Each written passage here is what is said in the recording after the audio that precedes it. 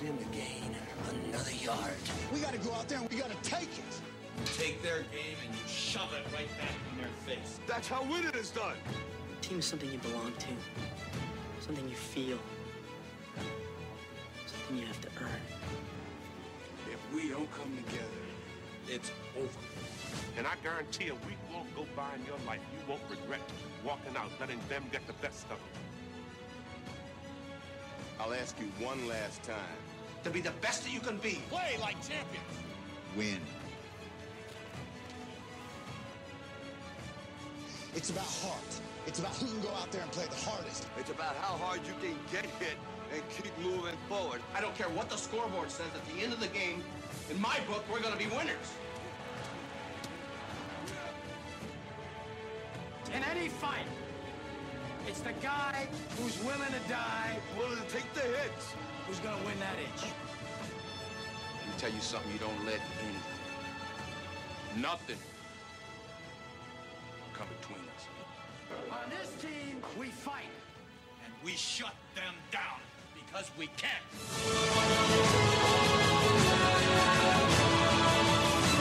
seconds left in the game. Do you believe in miracles? Yes!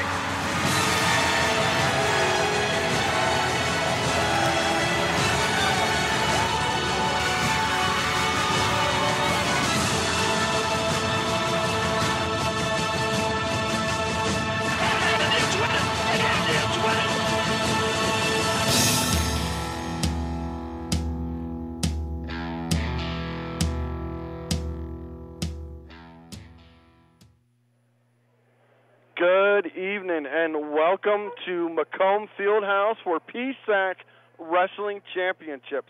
I am your host, G. Tubby Schmidt. Alongside me today is my co-host, Gabe Hypes. Hello, Tubby. Hello, George Tubby Schmidt.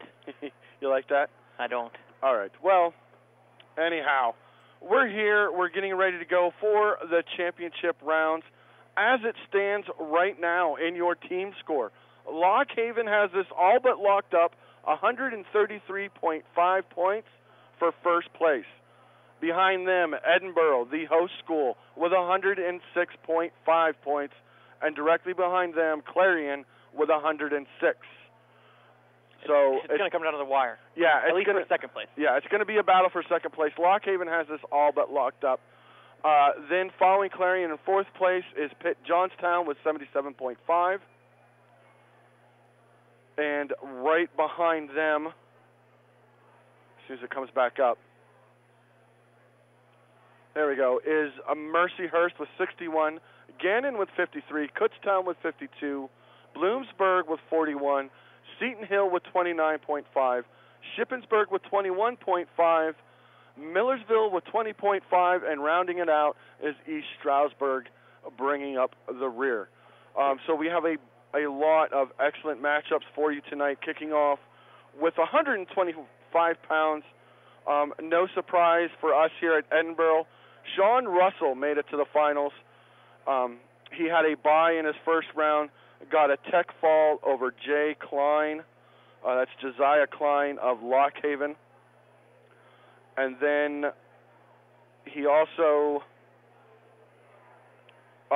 he got a tech fall over Aaron Wildonger of Millersville, got a tech fall, 25-10.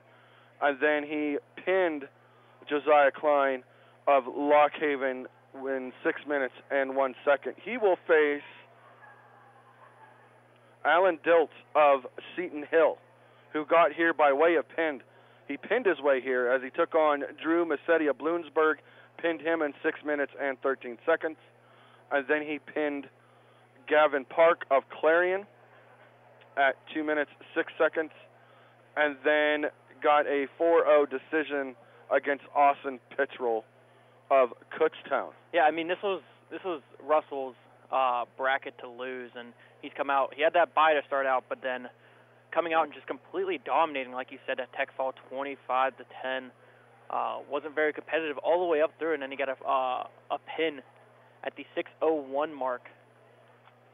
Yeah, I think he's a little bit upset because he's coming off of that disappointing second place finish at the Cliff Clean Las Vegas Invitational. Mm-hmm. I mean, granted, second place, I mean, it's a top-ranked tournament and stuff, but it was almost the way the bracket shook out. It was almost his tournament to win or his tournament to lose. You know what they say in wrestling? It's, they say any given Sunday for football, but I mean, I think wrestling is even more so. It's any given day.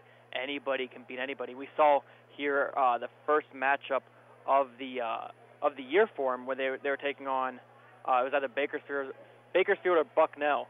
A top-ranked wrestler comes in against a nobody, let's say from Edinboro. What happened in that matchup? It was a pin in the second period while he was down by 2. That wrestler was Fritz Haines. And so Fritz Haines came in. It happens. Wrestlers get stuck. Wrestlers maybe one too many moves will get them pinned. And so, is Sean Russell a little disappointed about the Las Vegas Invitational? Yes, but to get second in such a world-class competition like the who isn't there? Yeah. Anybody who's anybody is at that tournament, and to get a win there, Russell's doing a great job.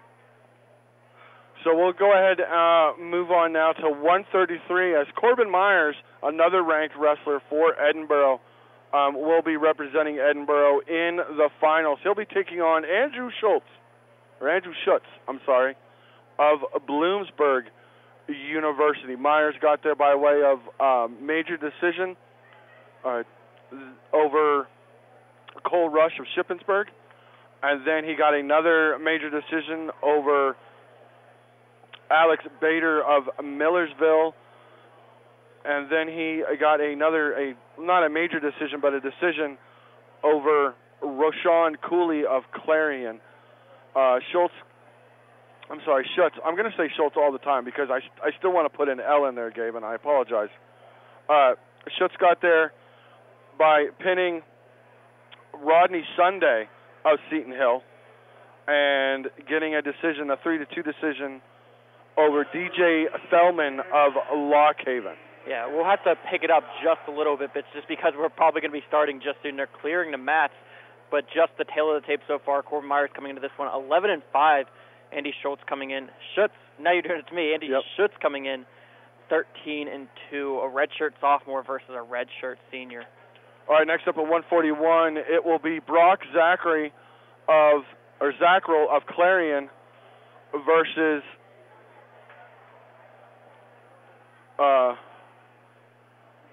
we're at 141. It's Kyle Shoop.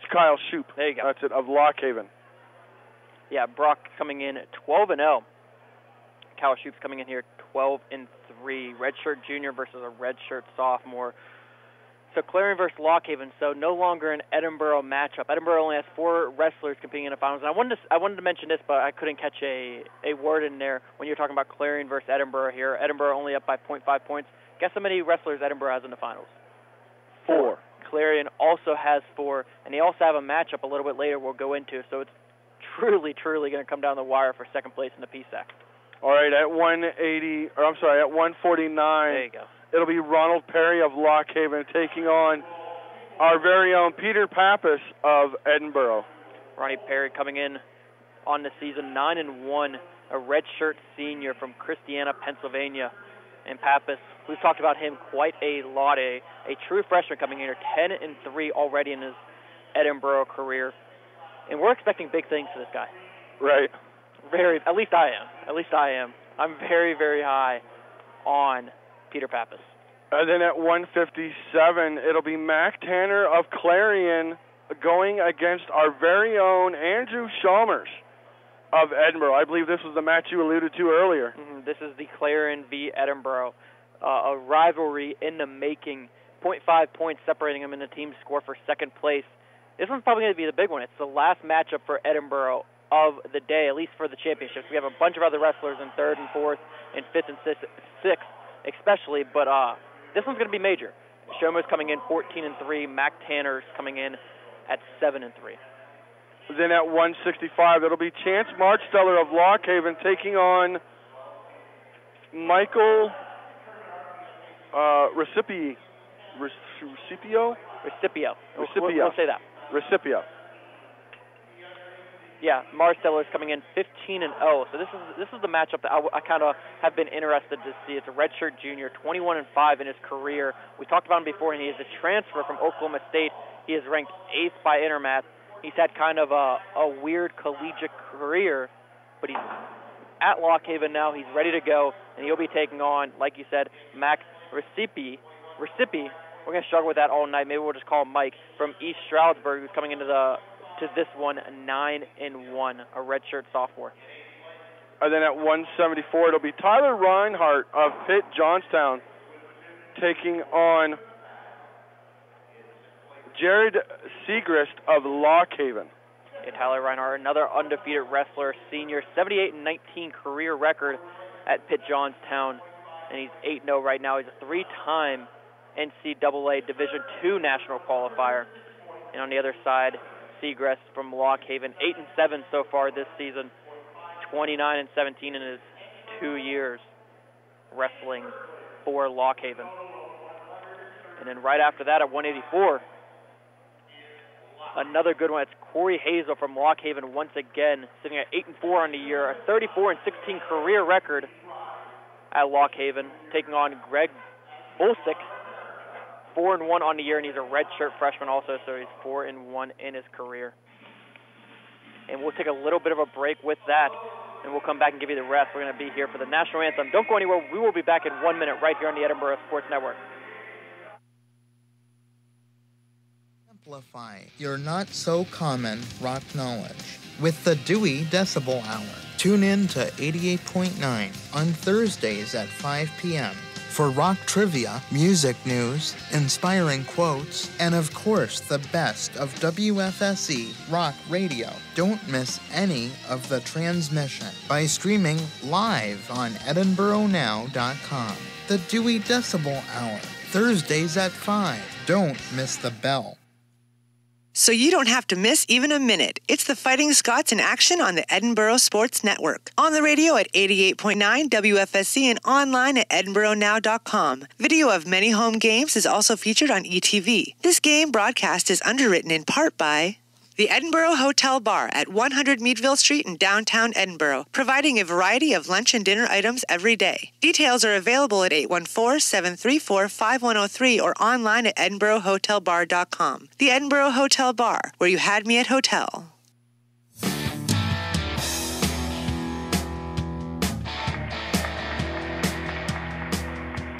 Alrighty, welcome back to Macomb Fieldhouse for the PSAC Wrestling Championships here on the Edinboro Fighting Scots Sports Network. I am your host, G. Tubby Schmidt, alongside of Gabe Hypes. Hello, Tubby. And we're excited to bring this matchup to you. We were running down before the break, running down the championship matches. I believe we left off at 197. You're absolutely right, Tubby. Which will be Dustin Conti of Clarion. He'll be taking on Levi Niebauer of Pitt Johnstown. Yeah, Conti's coming into this one 7-3, 46-48 career record. There's a redshirt senior. Niebauer 5-1, 24-6 career record, a sophomore out of Carltown. And wrapping it up at heavyweight will be Thomas Haines out of Lock Haven. No surprise to anybody here, a name we've seen often. And he will be taking on Ryan Appleby of Kutztown in the final. Thomas Haines, kind of a rival of Edinboro. It's kind of upsetting that we will not get a rematch of last year's PSAC title, where Thomas Haines defeated Billy Miller 4-3. Miller kind of got the better side of that, though, beating him later in the season. But it's kind of disappointing we will not see, because Billy Miller is injured as of now, so he did not participate today. He's taking on Ryan Appleby. As Tubby just stated, 8-1 so far this season, a redshirt senior out of New Jersey. And so we have the opening kind of ceremonies. They introduce a special somebody, no idea who it was because it's not in the program, but I think it's the Outstanding Wrestler Award. Okay. It makes sense to me, but you see Russell down there just about to get on the mat, getting some encouraging words from head coach Tim Flynn. I'm excited for this one. Russell's coming in ranked 7th in Division I by Intermat. And like we said a week ago, he finished 2nd at the Cliff Clean Las Vegas Invitational, taking on Alan Ditz. He's ranked 2nd in Division II by Intermat, So a Division I versus Division II matchup, because that's how they do it in the PSAC. There's a couple of Division I schools and there's a couple of Division II schools. Yeah, I believe there's 4 Division I schools within PSAC, and then the remaining, the other 10 are Division II. No Division III, though. No Division III. Haven't gone that far down. But, I mean, essentially it's, there's no real, in wrestling, there's no real difference between Division I and Division II. You both weigh the same weight. You both had to make the same weight. And just get out there and do the dang thing. Yeah. Like we said a little bit earlier, I mean, it's very much wrestling is just, if you're tuning in for the first time of wrestling, you're about to see a treat. But 2, if you're not familiar, wrestling is just, it's anybody can win at any given time. A Division III wrestler can beat the number 1 Division I wrestler at any given moment. Anything could happen. Someone gets stuck. And we've seen it before, and we saw it just a couple weeks ago, and I bet you we'll see it today also. Yep. So it should be interesting here as the wrestlers go to check in. Diltz was the first to check in. I just like this tournament style. It just reminds me so much of just not college wrestling. It's just tournaments. You got to check in at the table. You got to get your wristband. You got to get your ankle band. It just reminds you so much of Pee-wees. Yep. Russell out here now in the old school Borough singlets. I like these. These are a throwback. I like them. From a couple years ago. As long as we don't have to see the shorts and shirt. You're not a fan of the two-piece? Not a fan at all. Local high schools, Erie, in fact, the new Erie Royals, the high school team from our area, debuted the two-piece. But we're ready to go here at 125, and they're off to a quick start with these collar ties. Looking for a shot, trying to get some offense early is Diltz, but Russell having none of it. Trying to work now, get off the under tie. Gets away, comes back in again on an arm and collar tie. Now has him in a front headlock position. Trying to look for a throw by, and there's 2. An easy 2 on the edge of the mat. Russell up early. You had Diltz coming out in a fire to start out. I think it was maybe a little bit before the whistle even. He came out and he tried to get inside control on, I'm sorry, I blinked out for a second on Russell. So he's looking to start up the match very, very quickly, but Russell getting the quick 2 points. Yep. Now Russell will put on a pretty good ride here at 125. It's just pretty solid. I don't know if he'll get too many turns out of it, but usually does pretty good. And as soon as I talk about his riding skills, Diltz is able to escape. Now makes it 2-1. 2:15 left to go. And then another takedown from Russell, making it 4-1 now in favor of Russell. With 2 minutes left to go here in the first period. Working on top now is Russell. Kind of got a claw ride going on here. Trying to keep his weight on him. Trying to keep Diltz down. Diltz looking to sit out.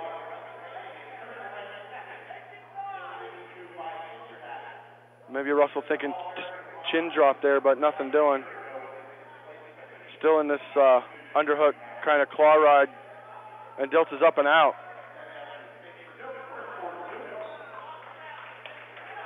And there's a nice high crotch from Russell. Body lock by Diltz trying to come over, but Russell is there to scramble out of it and gets another 2. Score now 6-2 with 1:16 left to go in the match.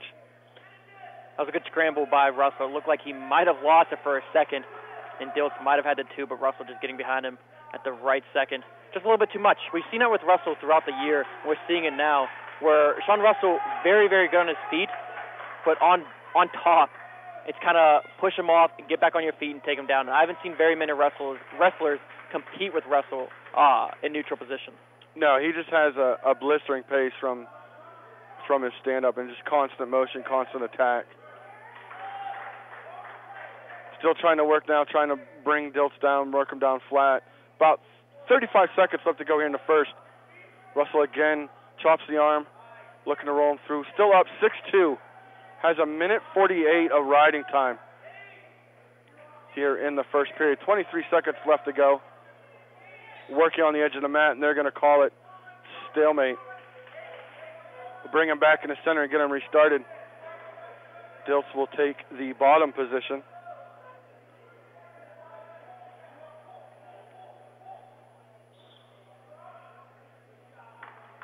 Russell now trying to look, maybe try to snap in a leg ride here, but just content to stay under the arms here. Keep that weight on him. Diltz is lifting up that left leg. I don't know if Russell sees it, but a possible cradle. I mean, he's kind of playing it slow to get right back up, but he's lifting up both of his legs now and exposing himself to a possible cradle. Maybe with time expiring, he's just going to let him bait that knee. Keep that in the memory bank for next time. So to start the second period here, your score 6 for Russell, 2 for Diltz. With 2 minutes and 14 seconds of riding time for Russell. It looks like he's going to just add to it here. Again, now Diltz almost out. Now in the front headlock position is Russell. Trying to break Diltz back down. Diltz hanging heavy on that arm, trying to throw it by. He's finally out. Good for one. Brings the score 6-3. Now Diltz in on has an underhook. Now looking maybe headlock. Nope, gives it up. Still keeping Russell on the outside, but Russell in on a leg. Switches off to a double and secures the 2. Score now 8-3 in favor of Russell. Russell is just special on his feet. There's not very many wrestlers in the country that can compete with Russell on their feet at 125. Not many. That's why he's ranked 7th in the nation. Still looking here. He has a far wrist trying to pull it in. Maybe looking seatbelt. Keeping his weight on him. That's another great thing that Russell does when he's on top.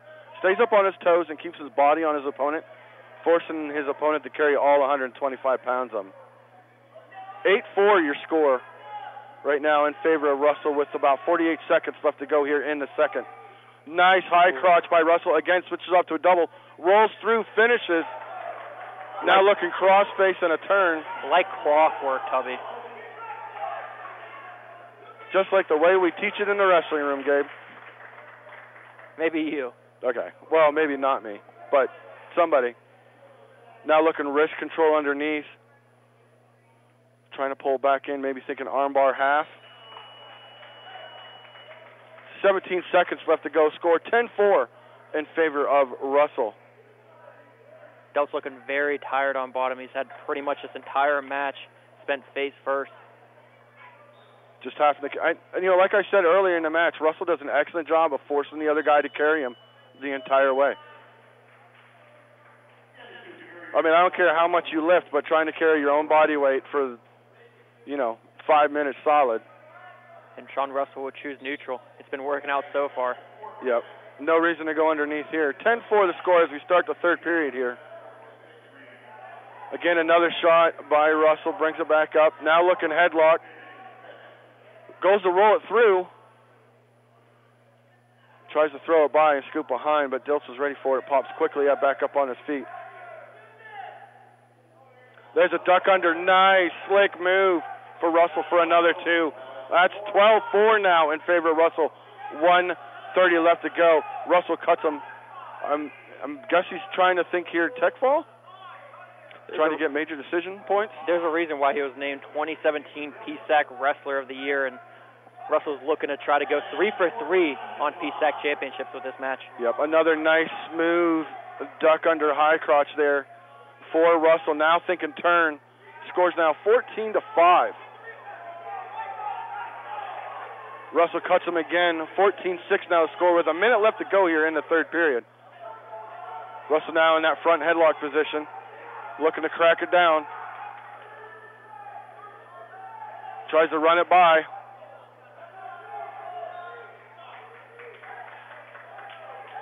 Still looking. I don't know if he's thinking cradle here. But Diltz has that wrist trying to block it, but he gets behind for 2 anyway. 16-6 now.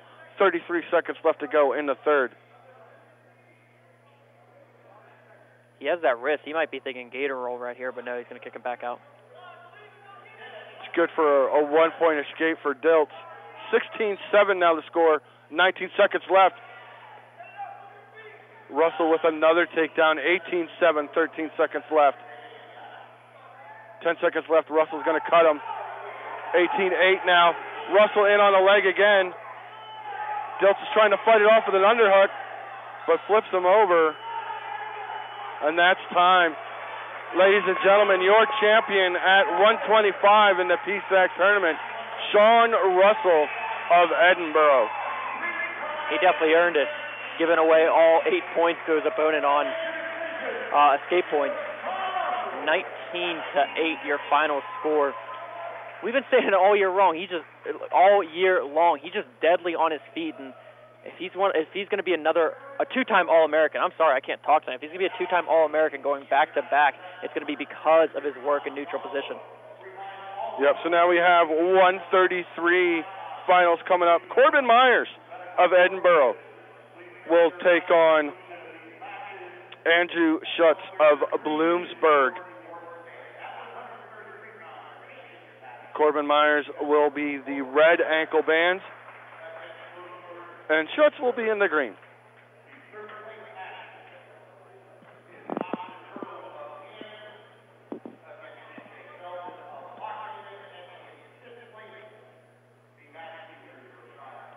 Look, as we get through the announcements,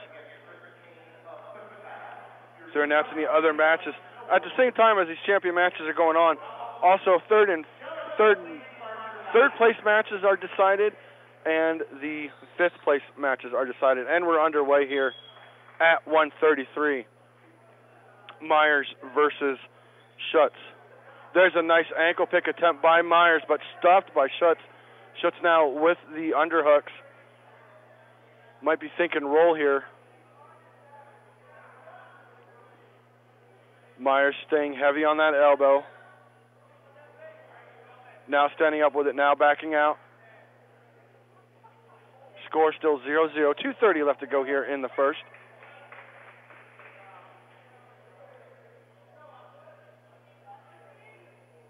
Now into the collar ties. Nice ankle pick attempt there by Myers. Now Schutz is in on a leg of his own as a counter. Myers has a whizzer in, trying to fight this off. Now tries a limp leg out of it, dives over for an ankle of his own. Looking for a scramble here, still trying to kick off Schutz's hold on the other foot. And they're going to call stalemate there in the middle of the mat. So they'll get this one started back at neutral. 1:54 left to go, 0-0 your score. That's Corbin Myers of Edinboro taking on Andrew Schutz. There's a nice shot by Myers, gets two for the takedown. Now goes to work on top, still has a hold of that ankle. Lets it go, trying to look for the leg again, and pushed off the mat. We talked a lot about Russell in the neutral position, but Myers just as good, ranked 12th in Division I by Intermat. And then on the Bloomsburg side, Schultz wrestling for Bloomsburg, a Division II squad, but still 13-2 on the season, a redshirt senior. Schutz will take the down position, and Myers on top tries to slick in a boot, and he does, has that one leg wrapped. Trying to drape across the body here for a ride. Schutz now up to his feet, so Myers lets the leg wrap go. There's a duck under attempt by Schutz. I don't know how much of that was an attempt and how much of it was a fake. Didn't look like he had his whole heart behind it. 2-1 now to score with a minute left to go here in the first period. Head-to-head in these collar ties, looking for position. Myers dives on a leg, but it's stuffed now in a front headlock position. Is Schutz. 40 seconds left to go. Score still 2-1 in favor of Myers. They tie up again. Looking for an angle. Trying to see which man will blink first. It's a very even matchup so far with only one takedown, but Corbin Myers coming into this one, their reigning PSAC champion, with an 11-4 major decision over Gannon last year. Now they break the collar tie, step aside, try to figure out where they want to come in at, and time expires. So that's the end of the first. Still 2-1 now. Myers still leads. His 27 seconds of riding time also. And it's going to be an injury timeout, a blood timeout to be exact, for Andy Schutz. Schutz, excuse me. Yeah. Tell me, it's me and you both. I know it. I want to say Schultz.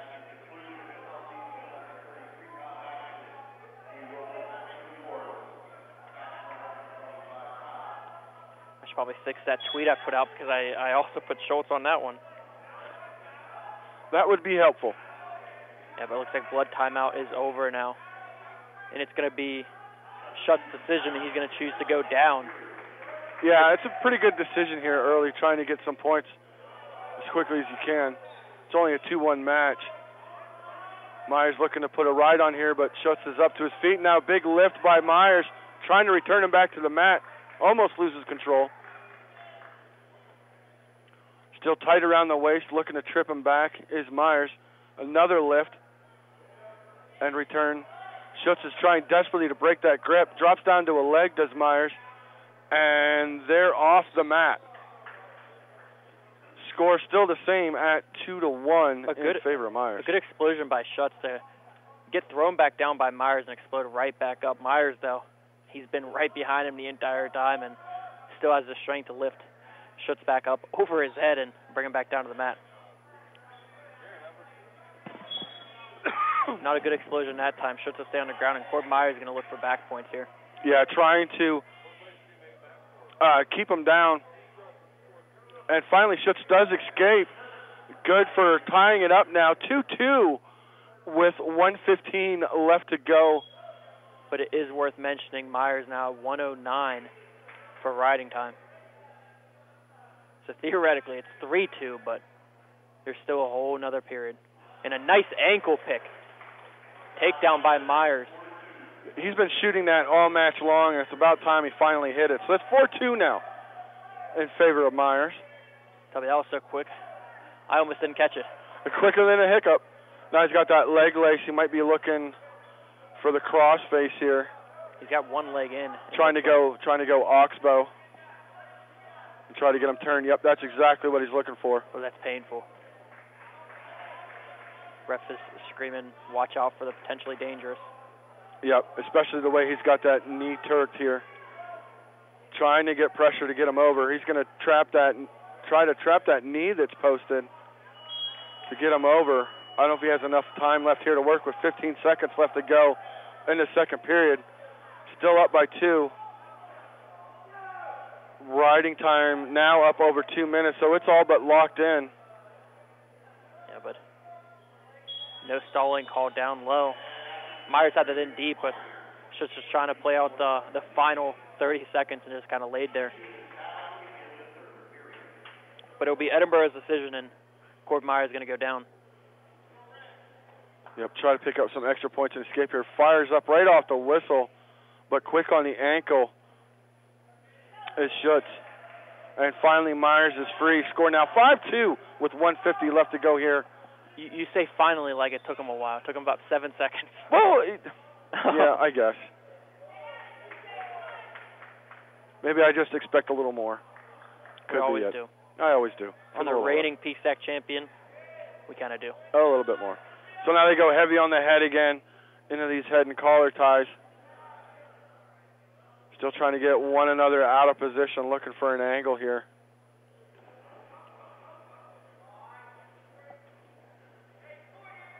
Still looking for an opportunity is Myers, even though he's up 5-2 here with 1:14 left to go in the third period.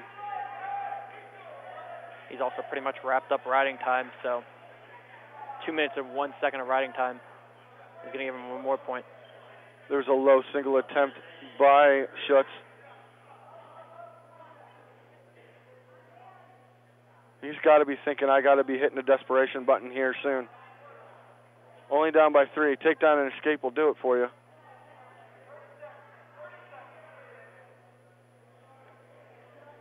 Myers content here to keep away here. Got to be worried. Almost throws a by in on the leg now. Just as I said he was going to be content, he goes on offense. 30 seconds left to go here. Schutz has a whizzer in, trying to block this single leg. It was a counterattack by Myers, though. It was a throw by attempt by Schutz. Blocked beautifully by Myers, and he got in on that single and rode it out, so it killed about 20 more seconds. So only 10 seconds to go in this one now. 5-2 your score. Myers leads with 2 minutes and 1 second of riding time. And that is the match. Corbin Myers will be your winner by a score of 6-2 over Andrew Schutz, your PSAC champion at 133. This game broadcast on the Edinboro Sports Network is brought to you in part by John's Wildwood Pizzeria, open daily at 105 Erie Street in Edinboro. For eat-in, delivery, or takeout, John's menu includes pizza, hoagies, wings, salads, and more. Information is at 814-734-7355 or on the web at johnswildwoodpizza.com. So that'll bring us up to the 141 match where Brock Zacherl of Clarion will be taking on Kyle Shoop of Lock Haven.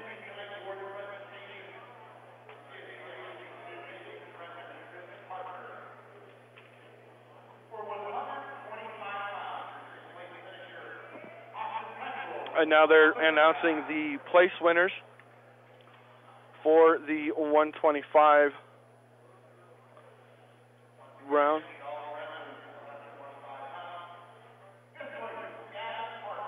I kind of wish they would do it after so we could be down there getting footage, but we got to be up here.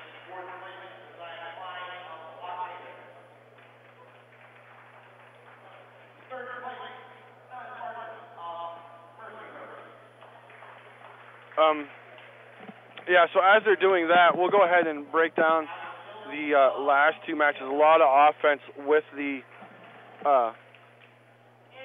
lighter weights, and you'll have that as we start to move up here, especially at 141. Brock Zacherl is ranked 9th by Internet, has finished first at the Clarion Open and the Wolfpack Open. 7 of his 10 wins have been by bonus points. His overall career, he's a 2-time Division I national qualifier. He won the 2016 EWL Championships and finished second last year in 2017. PSAC champion in 2016. He did not compete in 2017. Was 22-5 a year ago and 28-3 in the 2015-2016 season. Was named to the 2016 NWCA All-Academic Team. Kyle Shoop of Lock Haven, 12-3, 50-20 in his career, a redshirt sophomore out of Bowling Springs, Pennsylvania, Bowling Springs High School. Finished second at last year's PSAC Championships at 149. So Kyle Shoop is dropping down a weight this year, Gabe. Oof. That might be a little bit rough unless he was a really light 49-pounder last year. As they shake hands and get underway here at the 141 weight class. There's a nice go-by by Zacherl. Breaks him down flat. Looking for more. Goes for a lift. Now at the edge of the mat. Zacherl's going to let him go. He's now looking, trying to tie up. Now has wrist control, kind of a Russian, not so much. There's a nice outside single by Zacherl. Has it lifted, has to return him to the mat here at some point. I believe they're going to start putting him on a timer. There's a trip and brings him down for 2. Score now 4-1 in favor of Zacherl. Working on the edge of the mat. His toe does slip out of bounds. So they'll bring him back into the center of the mat. Shoop will take the down position, and Zacherl will be on top.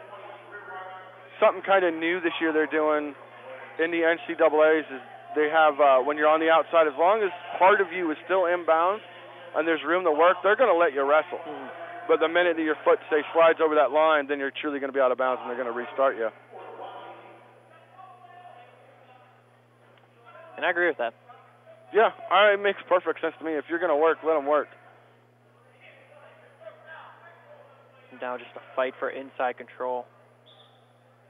Yeah, it looks like Zacherl was trying to go headlock there with an arm in, but nothing doing. Score 4-2 in favor of Zacherl of Clarion with 1:22 left to go in the first.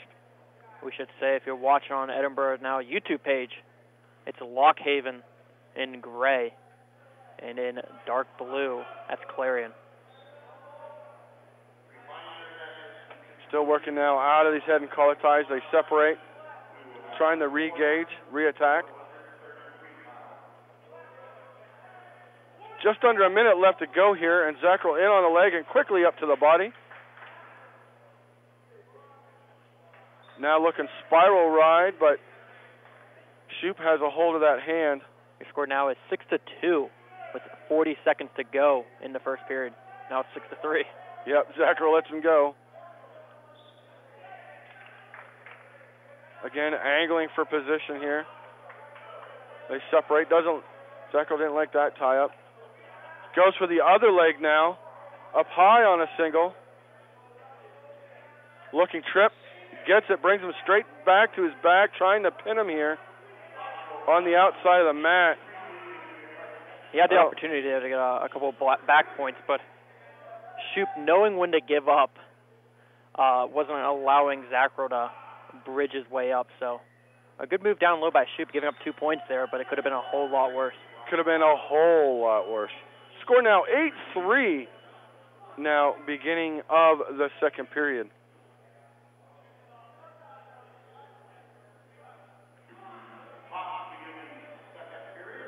So it'll be Shoop's choice. Shoop decided to take top position. He's going to try to take off some of those riding points. But Zacherl quickly up to his feet and brought right back down by Shoop. Putting on a nice ride here, trying to go armbar here on the near side. Zacherl trying to fight it off. Gets his hands back. Shoop now has that tight waist. Now cross. Looking for a claw ride. Trying to bring that arm back in. And they scoot out of bounds, so they'll restart in the center of the mat. 1:28 left to go here in the second. Score 8-3 in favor of Zacherl of Clarion.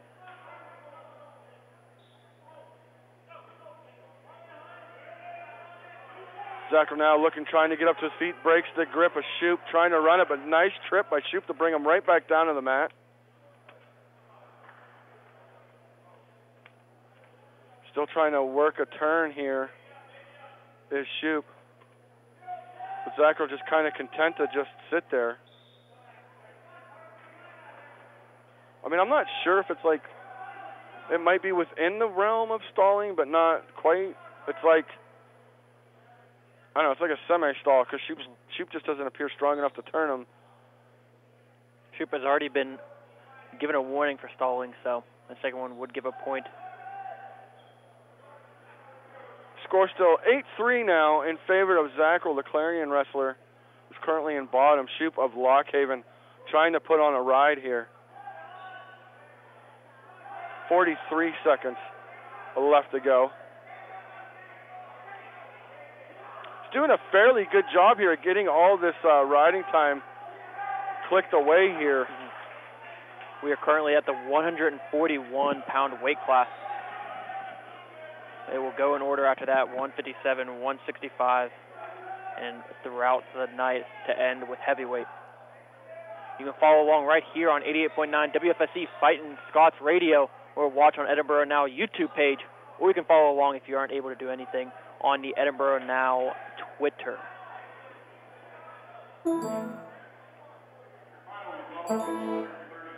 "16 seconds now left to go here in a second. Score still remains the same, 8-3, but Shoop now building up riding time of his own. And finally does get a minute worth of riding time. Shoop hasn't been close to turning him yet, but on the other end, Zacherl has not been close on getting back up, except for... Yeah. Yeah, and we'll start with the third period now. But You get what I'm saying there, Shoop. Not able, like you said, maybe not strong enough to turn him, but he did a good job keeping Zacherl down on the mat. Yep. And they start here in neutral, and there's a no. They're going to call it no takedown, no control. That was close. That was very close to a takedown. But nice scramble or hip awareness, I believe, for Shoop there, getting back onto his feet. Now back into these collar ties. 1:27 left to go. Score remains the same, 8-3.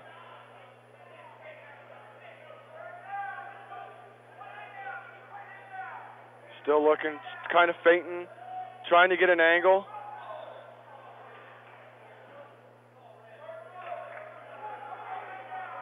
Still working hard here on these collar ties. Looking for a snap down at Zacherl, but nothing doing. Moves back into the center of the mat. 55 seconds left to go here in the third.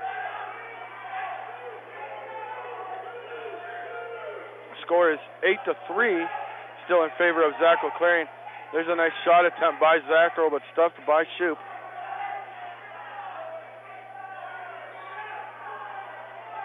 Still circling, feinting, looking, trying to get something going here. 30 seconds left to go. If you're Shoop, you got to go now. He has a minute of riding time, so he has to account for 4 more points in the last minute and 20. He's got to get some kind of takedown movement going here. Takedown and turn would be nice. 16 seconds left to go. I believe he's simply going to run out of time. Zacherl's just probably going to be content at this point to play keep away. Now watch, I say that, and he goes for a takedown. As we said before, Zacherl coming into this one undefeated on the year, 12-0. With Kyle Shoop coming into this one 12-3, and that one's going to do it, though. Yep, so your champion is Brock Zacherl of Clarion at 141 pounds. And since we are the Edinboro Sports Network, we'll mention real quick, over on the 5th and 6th place mat, we have Nate Hagen, and Nate Hagen's winning that one, I believe, 11-4 if my eyes are right. You are correct. With a minute and 40 to go in the third period. He also has 2 minutes and 46 seconds worth of riding time. But let's not take away what Brock Zacherl just did. Brock Zacherl ranked 9th by Intermat. Kind of, I mean, I wouldn't say dominate. Dominate is not the word I want to go for. He won that one. Final score of 8-4. But it just felt like his match from the beginning. Shoop did a good job at staying in, especially in that second period, keeping Zacherl down the entire time. But Zacherl just seemed, I don't know, a step above, we'll say. Well, I think it was more like Zacherl just didn't really want to expose himself, trying to force his way out too much. I think he kind of felt the pressure of Shoop and was like, okay, if I try to force my way up out of this, I may expose myself and then I'll get in a bad position, and I just don't want to do that. So I believe now we're getting ready to award for the 133 class. They're giving out the awards now.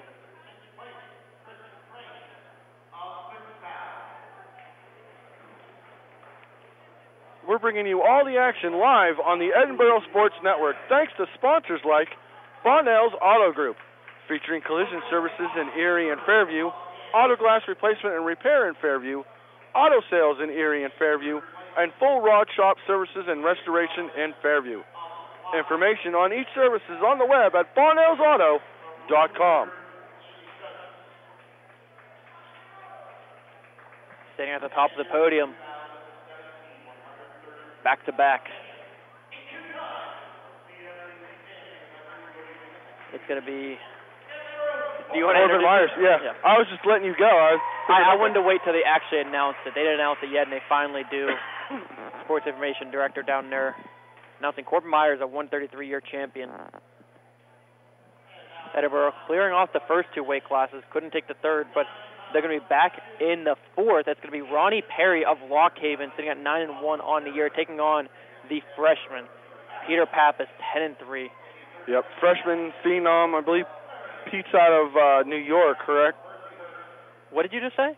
Pete is out of New York. Oh, okay. I thought you said something completely different. I'm so sorry. But yeah, Peter Pappas out of Plainview, New York, Plainview High School. He's come in a blue chip recruit for Edinboro. Very, very, very good. And I'm looking forward to a long career for him here at Edinboro. And he started off the year very, very good, and we'll see if he can continue it by getting a PSAC championship in his first year. And there's a nice, slick ankle pick by Peter Pappas, working his way up now the leg. Perry's now wrapped across the body, trying to go tight waist, now trying to go through the crotch to try to block this. Pappas is trying to work his way up, but they're going to call stalemate and start him all over again. 2:37 left to go here in the first, score 0-0. Pappas versus Perry of Lockhaven. Heavy on the head, trying to scoot around for that ankle. Nothing to it. I think Perry got a little bit wise after that first quick ankle pick off the whistle. Now collar ties, now duck under for the single. Coming up top is Pappas, trying to shelf that leg and bring his other leg out. Now has the one ankle secured, now trying to work his way up. Perry could be in a little bit of trouble here if Pappas gets that leg loose. It's a battle right now, but now it's a reverse. Pappas caught on his back, and that's going to be 2 for Perry of Lockhaven. Pappas trying to do a little bit too much there, almost got himself stuck, but was able to roll out of it and get it to his stomach. But down 2-0, 1:35 to go in the first period. Perry now has that left leg in a lock of Pappas, now trying to work underneath, trying to get wrist control on the right side. Now trying to work through the gut of Pappas. Nothing doing there. Chop. Again, trying to get wrist control on the one side. Pappas needs to recognize where he's at and maybe just go back to the middle of the mat. Just kind of scoot out on this one. Mm-hmm. That's what he's going to do. And he does. 1:02 left to go here in the first. Perry of Lockhaven up over Pappas of Edinboro.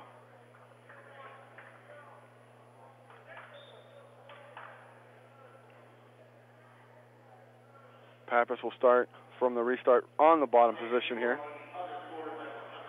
Perry will approach from top. Pappas trying to work up, but quickly gets the leg trap by Perry. Perry trying to tilt here. Pappas trying to fight it off and roll back through. Getting a bunch of swipes is Perry. He'll get the full 4 count on that one. Brings it up 6-0 in favor of Perry. That was a pretty tilt by Perry there. Head in the crotch, roll over, and stack him up, and it worked out there. 5-4 swipe, 6-0. Ronnie Perry leads over Peter Pappas. 26 seconds left to go here in the first period. Perry still working on Pappas here, trying to get a turn. Last year, Ronnie Perry, he's a redshirt senior. He's looking to become a 2-time PSAC champion. He won last year at 141. As I said of Peter Pappas, this is his first time competing. Well, now Perry looking cradle, trying to get it locked up. Pappas wisely stretches out here, breaks the grip. Perry unable to secure it, and time runs out here in the first period. Beginning now in the second period, 6-0 Perry of Lockhaven over Pappas of Edinboro. It's 6-0 now, but you still don't feel Pappas is out of it. I mean, a close takedown is what's settling these guys right now. If you had a takedown that could have gone either way, if it went Pappas's way, we'd be looking at 2-0 at worst. Well, now they're going to call caution on red.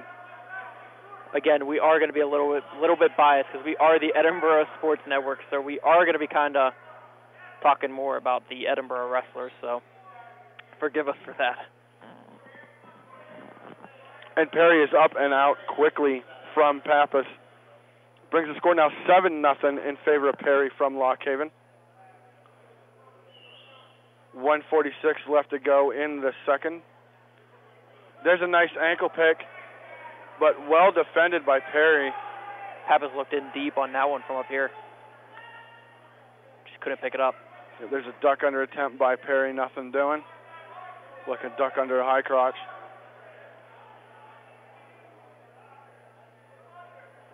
These guys are trying to shoot from the outside rather than working their way in.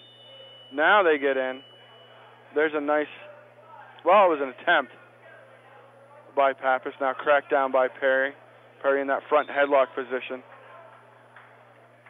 Pappas just working his way up to his feet. Probably just going to work Perry out of bounds here with 1:02 left to go. They're going to call stalemate. They'll call stalemate and start him out at the center of the mat again. 7-0, 1:01 left to go here in the second period. Pappas of Edinboro versus Perry of Lockhaven. Perry was the number 1 seed in this tournament. For a reason, 81-29 career record out of Lockhaven, ranked 13th by Intermat. Perry goes snap down, look at duck under, nothing doing. Still being heavy on the head. Pappas with a wrist. Currently the 149 weight class. Perry leading 7-0 in the second period.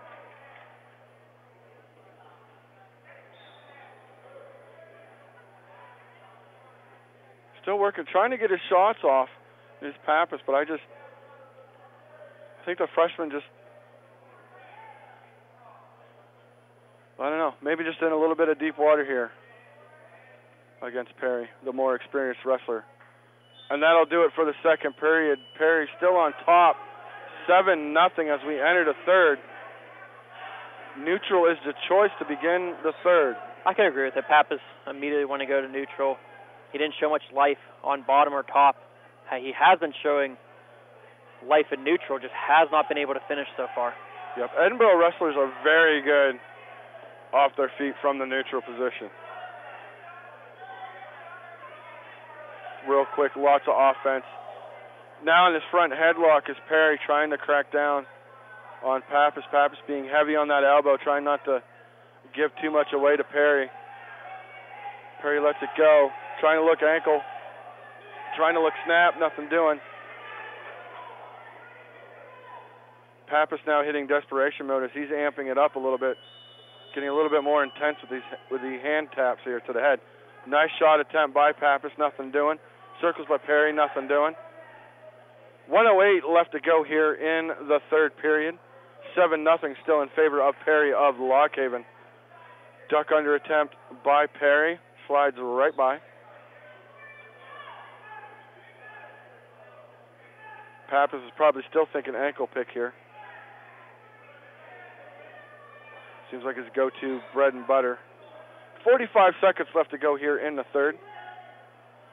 There's a nice duck under to a single by Perry, trying to roll through as Pappas has an ankle of his own, but he has his back exposed.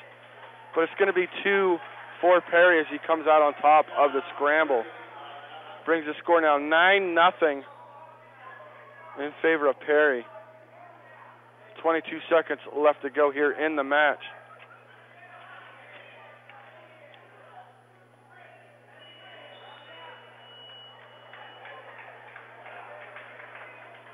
Pappas still trying to work up here from underneath Perry. Perry has that locked up in a figure 4 now. Pappas up to his feet. That's going to do it. Yep, and that'll do it for your 149-pounder. Your champion is Ronald Perry of Lockhaven. Defeats Peter Pappas of Edinboro. This Fighting Scots live broadcast is supported in part by the Edinboro Hotel Bar, serving a variety of lunch and dinner items every day from their location at 100 Meadville Street in downtown Edinboro. Information is at 814-734-5103 or online at edinborohotelbar.com. In this next matchup, Andrew Shomers at 157 of Edinboro, 14-3 on the year, taking on Max Tanner of Clarion, 7-3 on the year. It'll be sophomore versus sophomore action, and this one's going to be a major one for team points. Before that last matchup, I know Edinboro is currently third, down by a couple of points behind Clarion. And so this match could mean a lot for the team score moving forward. Lockhaven pretty much secures first place for PSAC. But this one, second place is almost as good. Yeah, well, this is a rivalry that goes back, Gabe. I mean, to be completely honest with you, the only reason that Edinboro has a Division I wrestling program is because of Clarion. Because Clarion came in here in the 80s and whooped up on Edinboro so bad that they actually went down to our wrestling room and held a practice after the match to get themselves a workout. So, of course, that infuriated the, at the time, athletic director and was like, look, we got to do this and we got to do this right. So he went and called Dan Gable over at Iowa and said, hey, how do I set up a Division I program? Dan Gable kind of gave him the roadmap, and a few years later, a couple of coaching changes, and here we are. There we go, Tubby. Kind of an inside look of Edinboro Division I wrestling history. Yep, a little bit of down and dirty for you. You won't get that anywhere else besides the Edinboro Sports Network. And so we have another podium.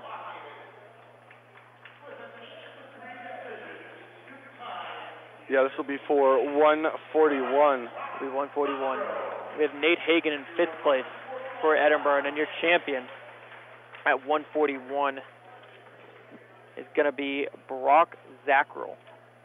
He defeated Kyle Shoop in the championship match. So another win for Clarion.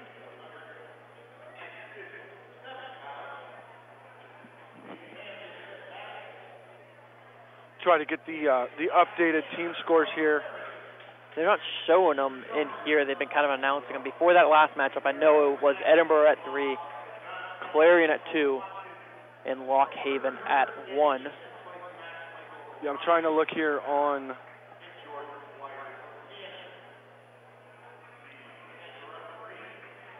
Track Wrestling. Also, Track Wrestling is having the brackets. You can kind of see how the wrestlers got to where they are today by looking up at the brackets on trackwrestling.com. Let's get this one started, Tubby. So here they are, Andrew Shomers and Mac Tanner going at it here for the 157 title of the PSAC Championship. It'll be Shomers in red and Tanner in blue. If you're watching along. Double leg attempt there by Tanner, but quickly defended by Shomers. Shomers now trying to get a leg of his own. Duck under has it, trying to crack down, but good sprawl by Tanner, pushing it back. Now gets the underhook as they both go out of bounds. Yeah, if you're listening on 88.9 WFSC, we are also live streaming this one on Edinboro now. The first time ETV has been allowed to broadcast wrestling.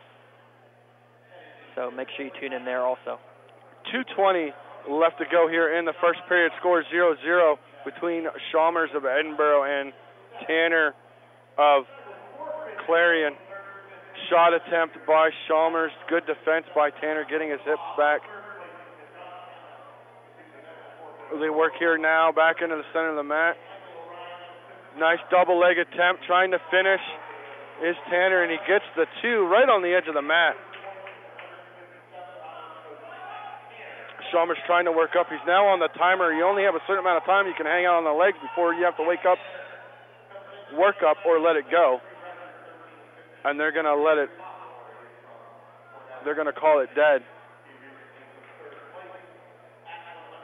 and restart him. Shomers will take the bottom position here. 1:41 left to go in the first period. Score 2-0. Tanner over Shomers. Refs are currently discussing something. I think it was the count. Yeah, maybe the count. And they're going to let the wrestlers go over to the coaches. I believe that's what it is, because it's a new rule this year where if you shoot in on the legs, you only have to count, I believe it's a 5 count, to work up from there. You must advance your position. You just can't hang out on the legs, or else I believe it's considered a stall. Yeah, I think one referee wanted to call stalling, the other one did not agree. So the one ref got a 5 count, so he called stalling, but then the other refs seemed to disagree. So they're going to bring in a few more referees and talk this one out. And yeah, they'll go to the film, as we actually have the video review here at the PSAC Championships. We usually do, I don't like how they do it at all. They keep it on that iPad from all the way out there, and so we saw constantly it would be going to a challenge last year, especially a coach during a dual meet would call a challenge, and it would never get overturned because you could never see it on that iPad. You're so far out, and if you zoom in at all, it's going to be blurry as all. But they're going to check it now. I believe the call on the mat, though, was a stalling, so if they can't find anything to overturn it, it's going to stay a stalling. Yeah, the video coverage for that, for the official review, is provided by Track Wrestling with their camera angle, so they're not able to use our camera angles at all. They should use ours. Ours are better. At least they're high definition, Gabe. I can say that with all certainty. With all certainty. It looks like they have it figured out now. And so I believe they're going to take away the stalling. They didn't really signal anything, just came back out, and so it doesn't really matter all that much. Nope. In the long scheme of things, nothing really matters. So 2-0 your score with 1:30 to go in the first period. The lead by Mac Tanner over Andrew Shomers. Tanner with 2 lifts in a row returns Shomers back to the mat. Shomers trying to tripod up here. Build up. Tanner was heavy on that leg. Now trying to break the grip. As Shomers in, he's out for a score. Now Ray immediately back in on a shot as Shomers, but caught up in that headlock now. Defense of Tanner.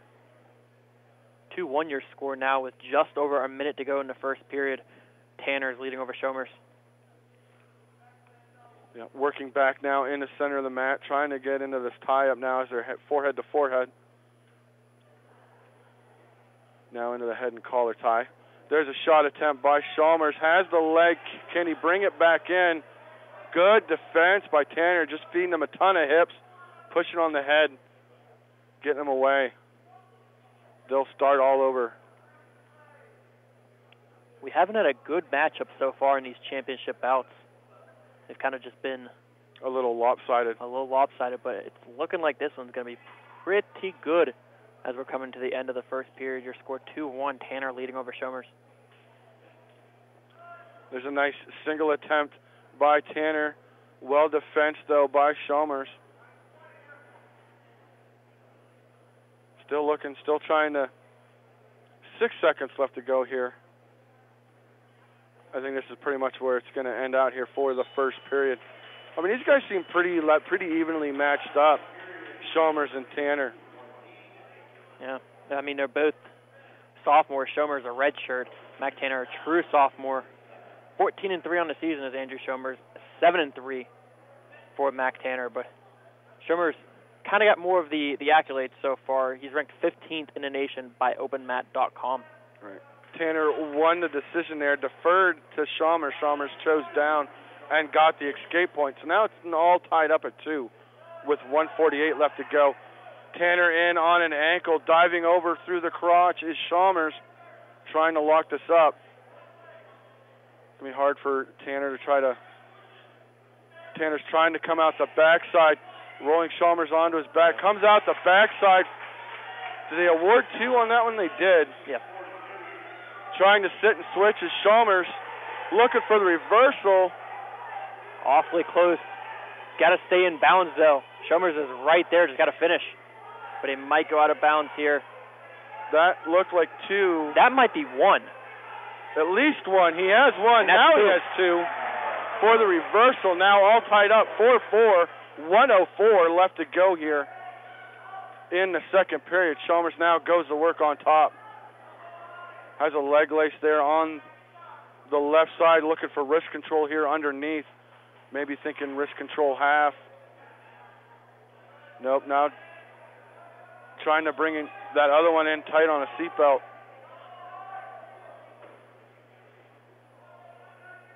Let's go. Still working now on a claw ride now, or spiral ride, I'm sorry. Gets the 1 boot in. Trying to look cradle. Maybe thinking oxbow. Still working here, building up his riding time. 4-4, 20 seconds left to go here in the second period. Riding time almost completely wiped out now by Shomers. Yep, now he has another tilt. Trying to get swipes. He has 2. Trying to look 3. Tanner's trying to roll over. If he can scoot his hips out, maybe. And it's going to be saved by the bell, but not before he gets 4 back points. So score now 8-4 in favor of Shomers over Clarion's Tanner. Now it's Tanner's choice going here into the third period. He chooses neutral as he takes a long look in at Shomers. Trying to figure out where he's going to go. He's got 4 points here to make up. Needs a takedown and turn. Heavy on the collar, looking snap down. A little bit of hand fighting, trying to get control there underneath. Nothing doing. They break, separate. Come back together now in the center of the mat. Heavy on the head is Tanner. Trying to get some advantage here. Catch Shomers off guard. Looking for a throw by, nothing doing.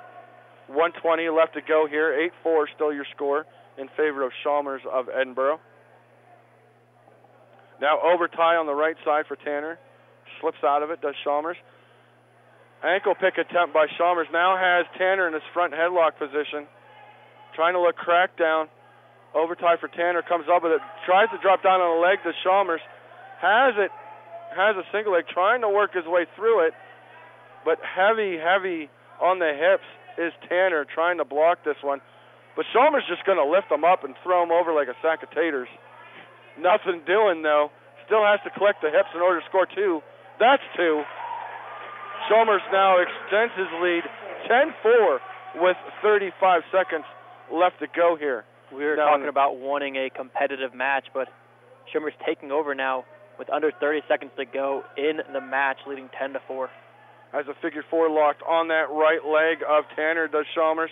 Trying to look for a turn here. He's hungry for more points. He wants to get this one for the team.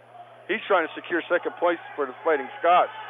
As he gets the turn here, looking for swipes. He got 2. He's got 2. I'm holding 2. He's got to release the grip in order to get him scored. 1 second, and it's over.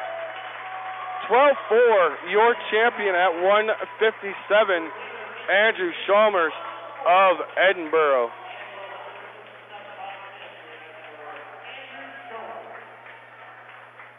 Now coming up, one of the marquee matches here at 165 as Chance Marsteller of Lockhaven will take on Michael R.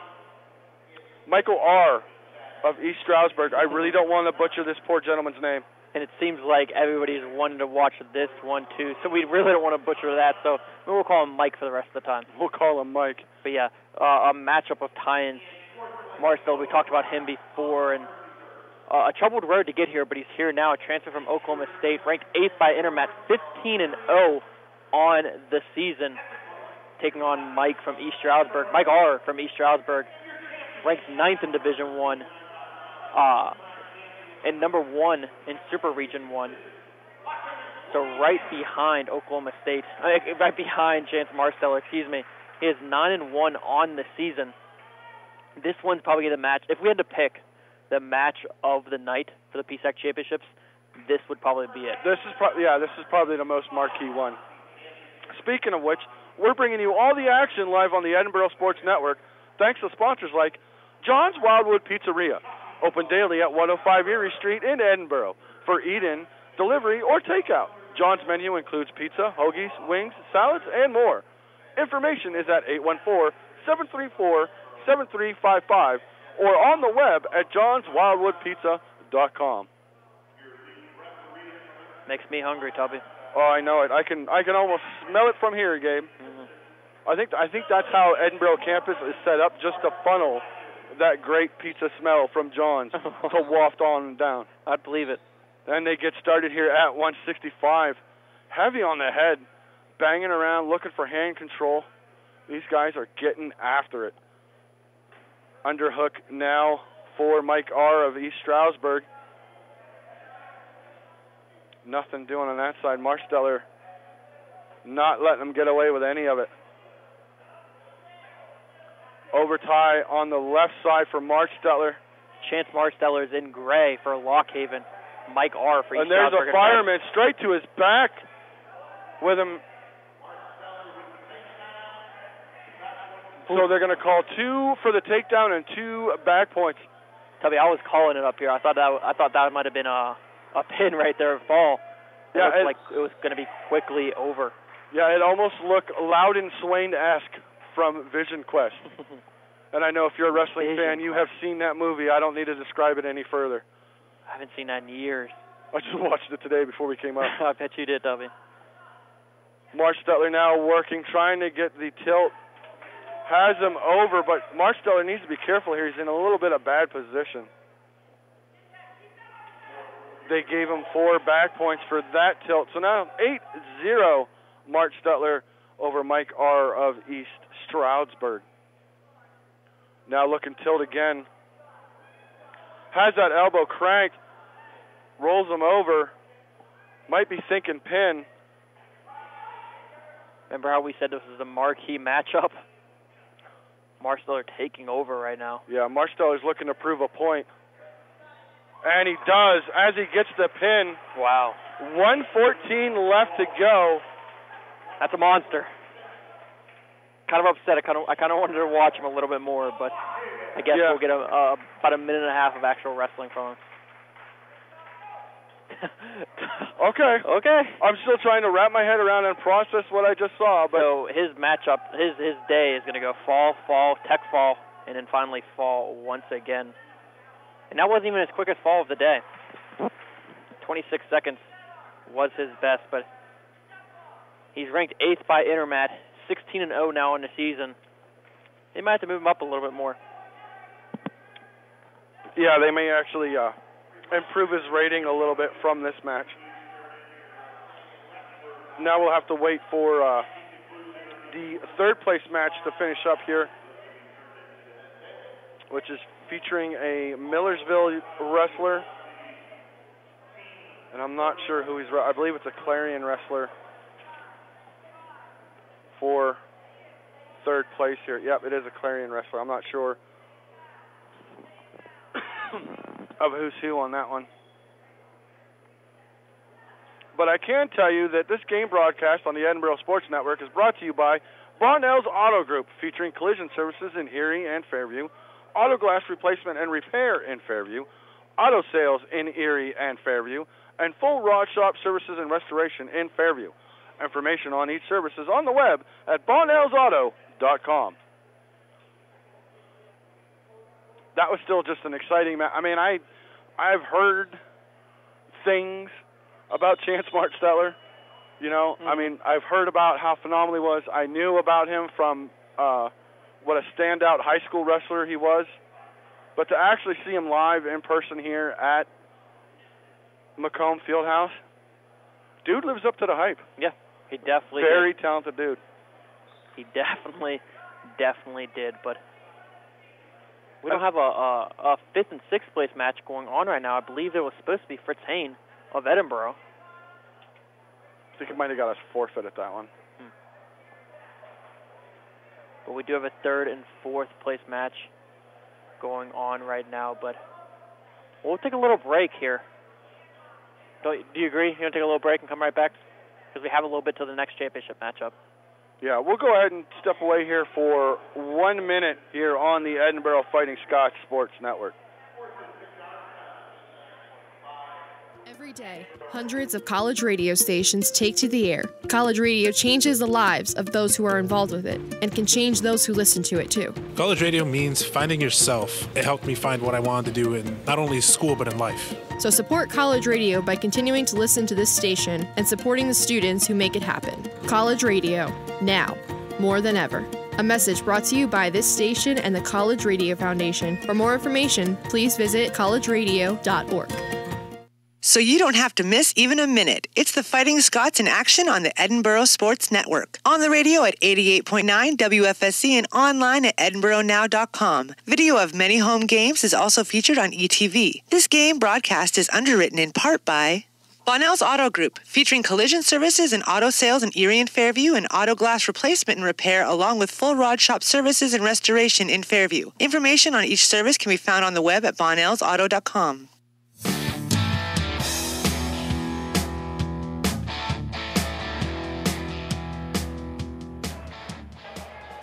And we're back here at Macomb Fieldhouse where the PSAC Wrestling Championships right here on 88.9 WFSC Fighting Scots Radio.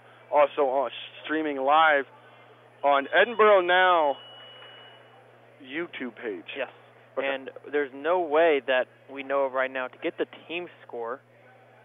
I wish we could update you on that, but it's somewhere around Lockhaven is definitely number 1, and then number 2 is either Edinboro or Clarion. So I know it's very, very close coming into these championship matches.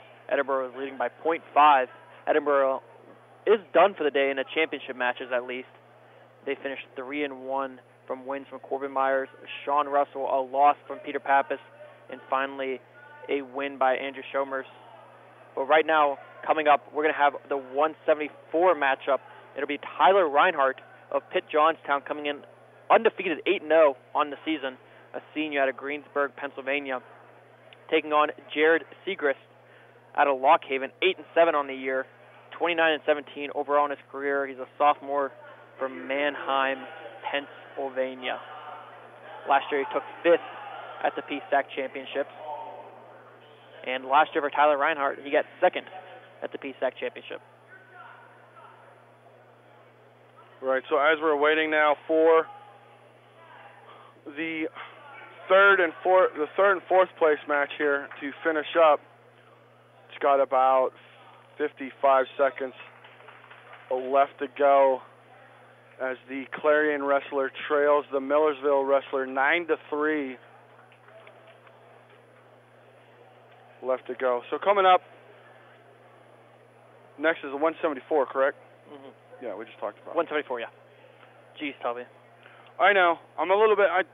I'm still kind of impressed with the whole Marsteller pin in the finals. It's left me kind of just sitting here, kind of in shock, kind of, because I was looking for the word. I wanted to say vertigo, but that doesn't really work that well. But just kind of in shock. We deemed it as probably the match of the night. We talked about it beforehand. It was like we're really excited for this. We're really excited for this. We know Chance Marsteller's. He's seeking redemption, and he's kind of getting it right now. He's currently undefeated, ranked in the top 10 in the country, and you got to think with three falls and 1 tech fall, he might be moving up just a little bit higher. PSAC champion. He was a lot better than I knew he would be good, but I didn't think he'd be that good. I didn't think he'd get a pin.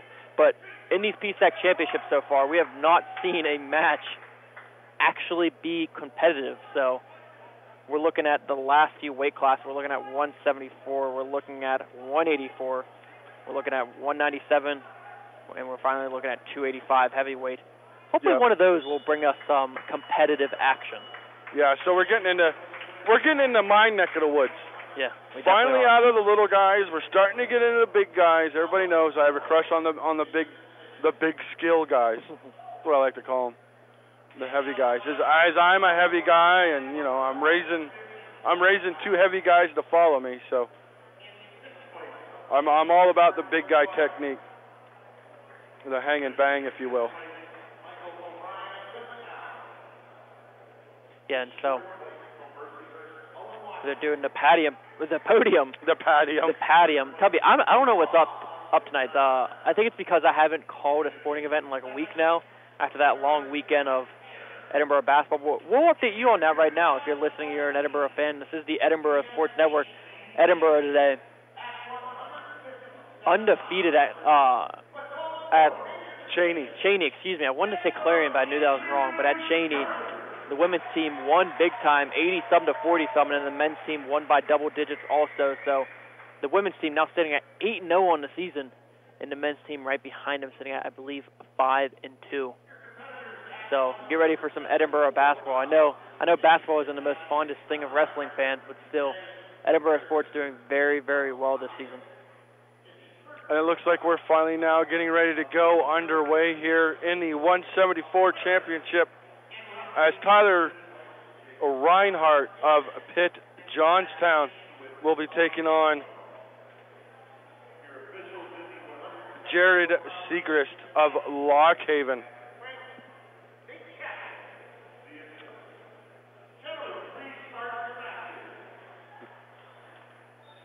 So here we go, handshakes, and we're underway. Heavy on the head is Reinhart. Looking trip with Siegrist, nothing doing. Duck under.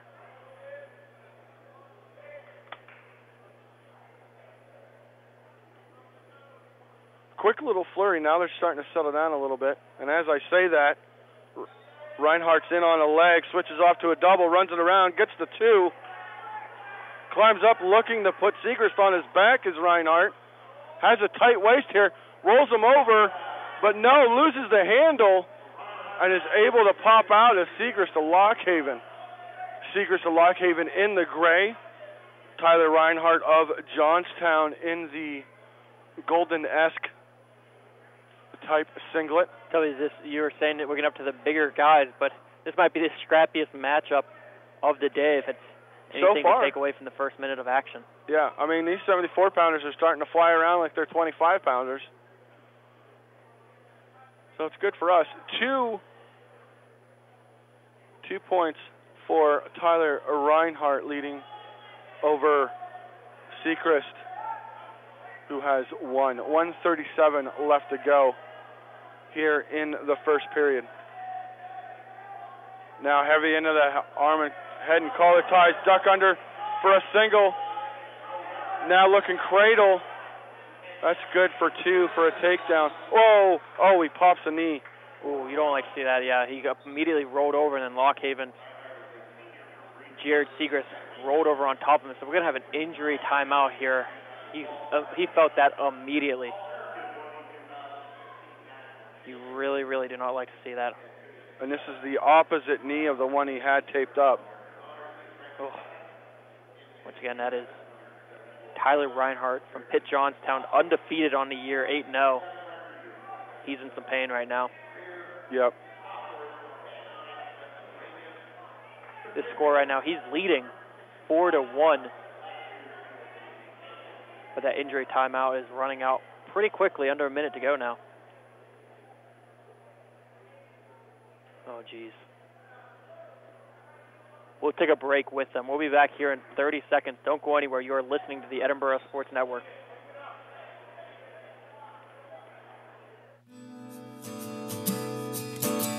This is John Mayer for RAD, recording artists, actors, and athletes against drunk driving. On stage, it's fun to push the limits and see where it takes me. Off stage, it's a different story. Get behind the wheel of a car after you've been drinking and you risk causing a crash, hurting, or even killing someone.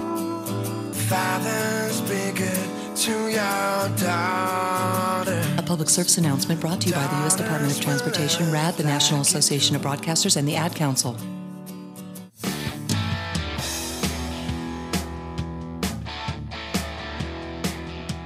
And we're back here on the Edinboro Sports Network, and it looks like we're going to have a forfeit. The injury time runs out, and it's going to give the win. He was down 4-1, but it's going to give the win to Jared Siegrist of Lockhaven. And Tyler Reinhart is going to lose this one, his first loss of his senior season. He was 8-0. Now sits at 8-1, and he can't put any pressure on that right knee. As that left one taped up so much, and it was the right one that did it. But that's sad to see, Tubby. Yeah, I mean, hopefully it's nothing too serious, like where he can't continue the rest of the season. You always hate that as a wrestler, as a wrestling fan, to see anybody go out like that. I'm hoping it's just like a minor, maybe it just popped out and maybe it'll pop right back in, a type of deal. Oh. So we'll get ready to go here for the next weight class at 184, and that'll be Corey Hazel of Lockhaven will be taking on Greg Bulsak of Clarion.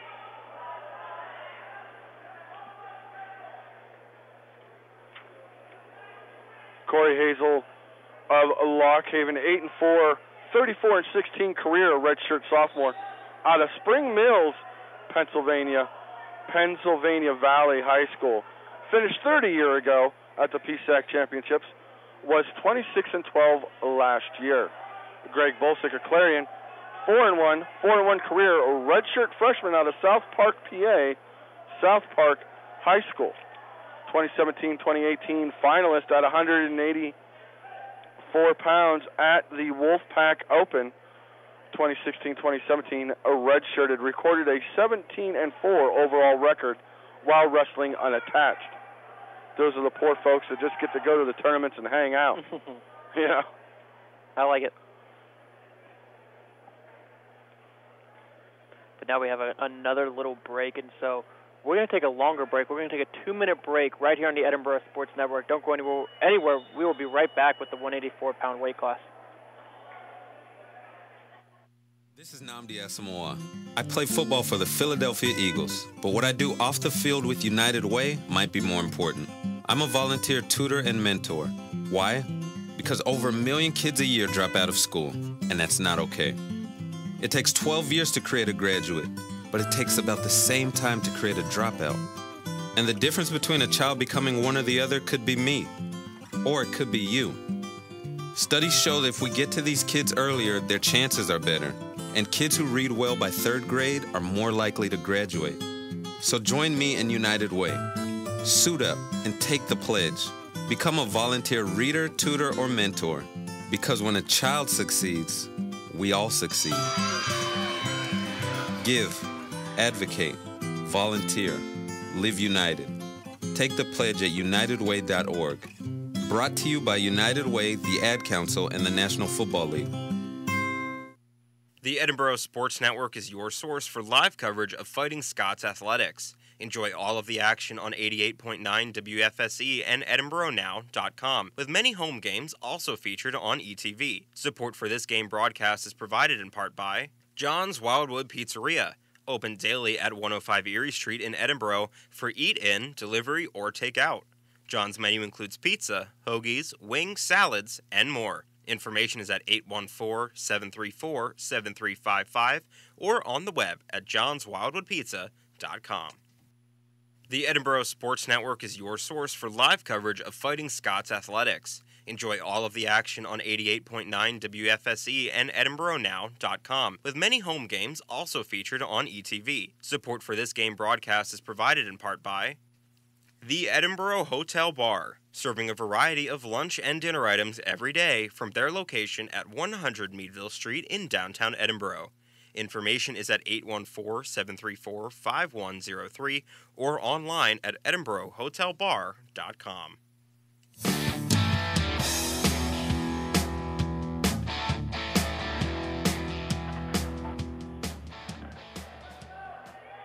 And welcome back to Macomb Fieldhouse as we bring you the PSAC Wrestling Championships live here on the Edinboro Fighting Scots Sports Network. I'm your host, G. Tubby Schmidt.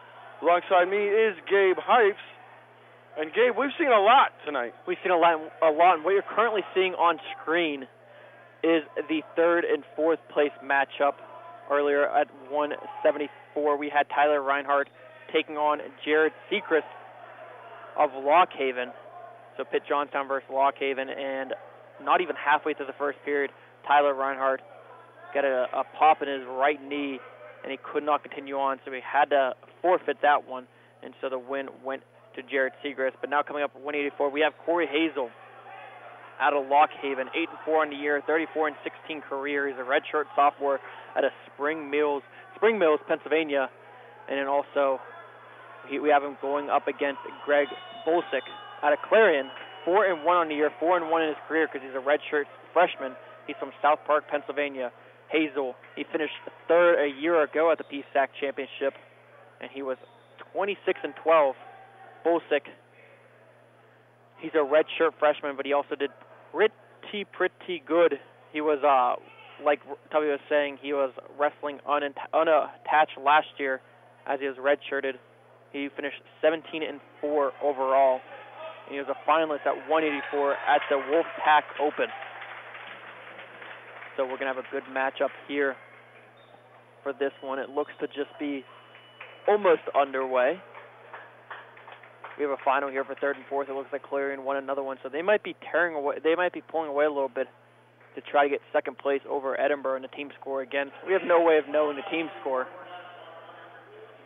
But we're going to go back to the panel, and they're going to be showcasing some weight class. We're not sure what weight class they're currently showing. It looks like it's Fritz Haines is going up there, so I lost my paper. Yep, as he took 6th. Yeah, he took 6th in, let's see if I can find it. You have any idea, Toby? Fritz Haines at 165, so currently 165-pound weight class. And so Chance Marsteller, they announced the wrong weight class, but it's definitely 165. Chance Marsteller, the winner of that, he pinned or tech faulted his way through this tournament, so maybe atop of the PSAC for Lockhaven. Marsteller looking pretty good right now, currently sitting 16-0 on the season. But right now, trying to get another weight, it's going to be the 184-pound weight class. Corey Hazel of Lockhaven facing Greg Bulsak of Clarion.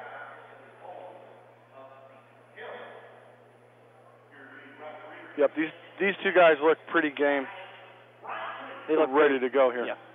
They're finishing up the announcements here now. And we're underway. Handshakes. Ref blows the whistle, and we're live.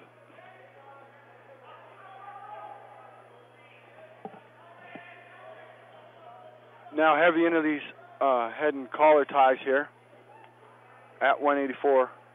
184 is kind of where you start to get into that hang and bang mentality of the big guys, Gabe. So look for a lot of tie-ups, a lot of upper body, try to prove I'm the stronger guy kind of technique. There's a duck under attempt there by Hazel, Lockhaven. Doesn't like the position, snaps away. Gets back into the center of the mat now.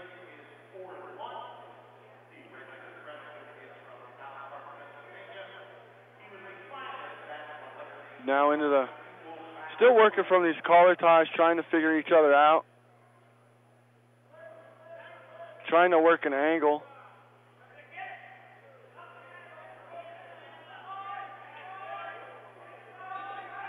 There's Bulsak in on a single leg. Hazel doing a nice job of defending it, getting his hips back.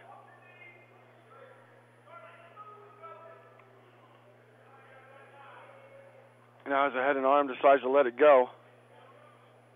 Checks the clock, 1:38 left to go here in the first. 0-0 your score. Nothing happening so far. Back in heavy on these tie-ups. Looking underhook was Hazel. Looking for a knee snatch. Nothing doing.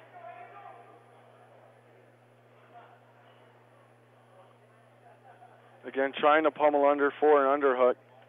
This Hazel looking throw by. Now out onto a single. Has the two legs collected. That's a 2-point takedown. Now works his way up from the legs to the waist. Bulsak looking for a sitting switch, but just gets the escape. Score now 2-1 in favor of Hazel of Lockhaven with 52 seconds left to go here in the first period.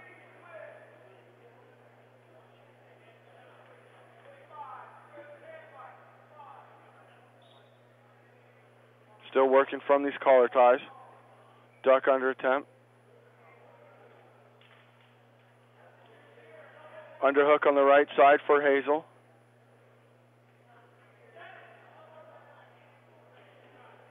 They break away, come back at it.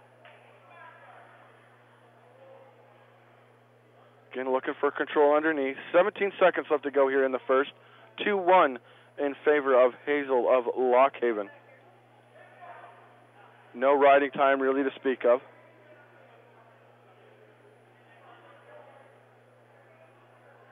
The duck under attempt.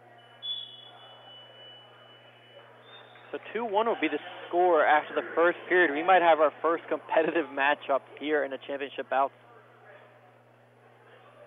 Okay, Bulsak wins choice, decides to defer. Hazel decides to go neutral to start the second.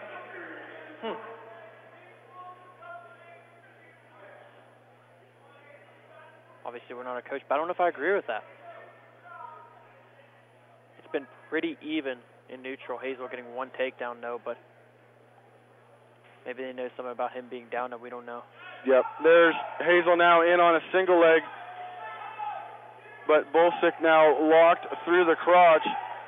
Trying to treetop it here is Hazel.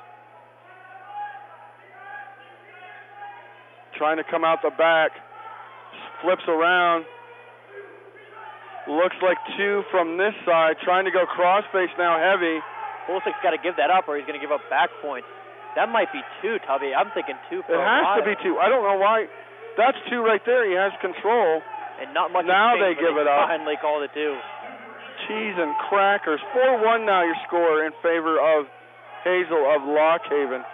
1 minute left to go here in the first. That was about 2 for 2 minutes there. Yeah. It was almost to the point where he could have got swipes from that position, but, you know, I'm not a trained ref. 44 seconds left to go here in the second period. 4-2 in favor of Hazel of Lock Haven.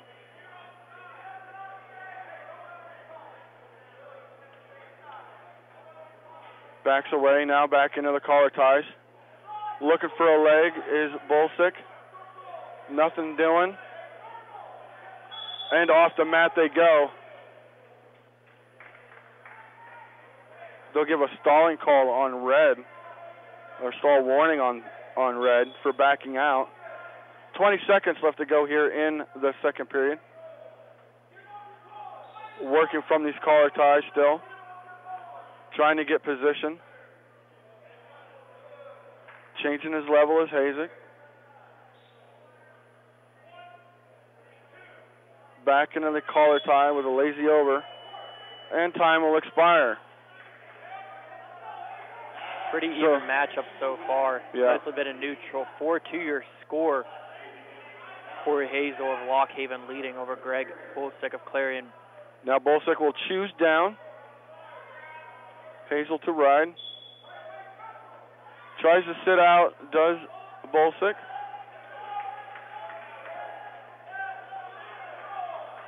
Has a claw ride in, does Hazel. But Bulsak still trying to stand up here. Does, makes it to his feet, trying to work on the grip now. And out of bounds they go. Action the call.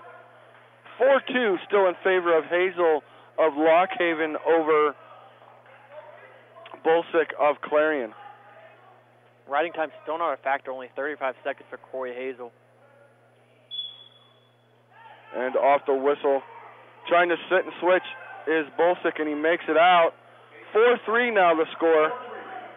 Takedown here would put Bulsak in the lead with 1:30 left to go. Realizing that Hazel shoots in on a leg of his own. Bulsak now defending with a headlock, able to work his way back up to the feet. Nice defense by Bulsak on that one. That was a heavy sprawl on the head of Hazel. But Hazel was in deep. I thought that was going to be definitely 2 points for Lock Haven. But it's pretty much next takedown wins with Hazel up by 1, 4-3 with just under a minute to go. Still working now here in the center of the mat. Still working off these collar ties. Shot in by Hazel. He's in deep on that one. But Bulsak has an ankle. Trying to peel it away. Feeding him all the hips that he can eat. And they're going to call potentially dangerous. Not exactly the way I saw it, but I think you got to let them wrestle out. yeah, you got to let him wrestle out that position. Now underhooks for Bulsak, but over ties for Hazel. Might be looking lat drop here. If he sucks it in right here on the edge of the mat, that'd be a nice time to pull it with 23 seconds left to go. If you're going to go, go. And he doesn't. 4-3 your score, 15 seconds to go. Drops down for a leg, does Bulsak. Nothing doing. Trying to stay inbounds as long as he can. They'll give a stall warning for Bulsak for backing out. I don't actually agree with that one either, Gabe. No, I do not. If anything, his stalling should have been on Lock Haven, try and just withhold the win, and that's what it's going to finish the 4-3 your score. Lock Haven, Corey Hazel, the redshirt sophomore, getting the win Yep, and you're champion at 184.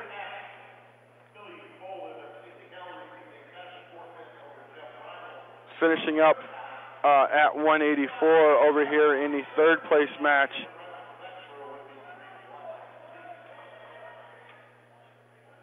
I believe that's Dylan Reynolds of Edinboro wrestling for third place. He's in the lead right now, 3-1 with 1:04 left to go.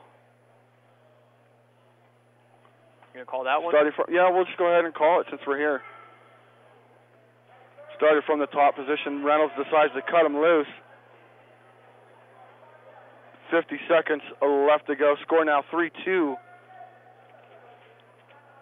in favor of Reynolds. Not sure who he's facing here.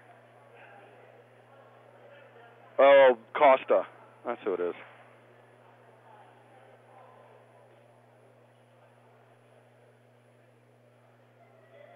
I'm trying to. All right. 23 seconds to go. Reynolds leading 3-2. They'll be in neutral position. Yeah, Nick Costa again is his opponent. Heavy on the collar tie. 19 seconds left to go. Reynolds up 3-2 in this matchup. Still got to call. Still got to be action here. Can't be lazy. Otherwise he'll get hit with the stalling. There's a nice reach attempt by Costa. Nothing doing. Over ties. He sits him down to his butt, but they're going to call no score. And of course the Gannon coach is going to contest that. I mean, I would too. That's the match right there. Yeah, it was awfully close, but it's absolutely the match. If they call it 2, then the win would go. I mean, unless they have the clock right there visible as they review it, which I don't know if they do or not, Gabe. That's the only way they're going to be able to clarify whether or not that was 2 before time expired or not.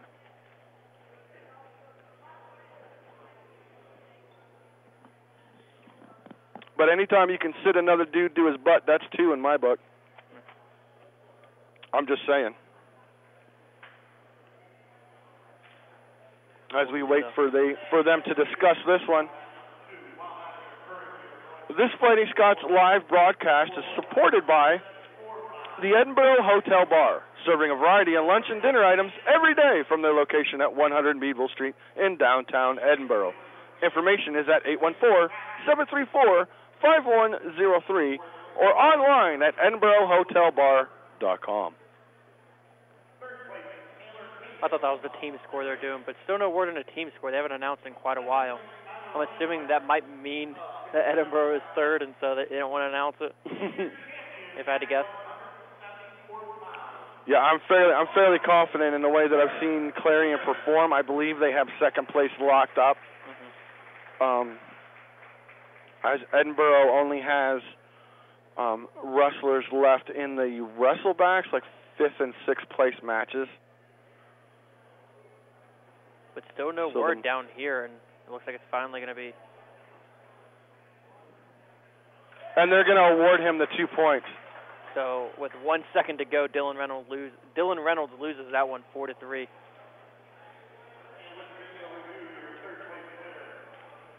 That's a rough way to lose one. Yeah. I'm telling you, you think you have it won, and then the judge appeals it, or the opposing bench appeals it, and you lose on appeal. So now we have 197. It'll be Dustin Conti of Clarion, 7-3 on the season, 46-48 career. He's a redshirt senior out of Jefferson, Pennsylvania. He will take on Levi Niebauer of Pitt Johnstown, 5-1 on the year, 24-6 career record. He's a sophomore from Carrolltown, Pennsylvania. And these guys look like all of 197 pounds, Gabe. Yeah, I can see it. Like, I am not making them mad in a dark alley, you know what I'm saying? I like to live. Gentlemen, please start your matches. Here we go. Handshakes and the whistle is blown by the ref. We started off here at 197. Conti versus Niebauer. into the heavy collar ties.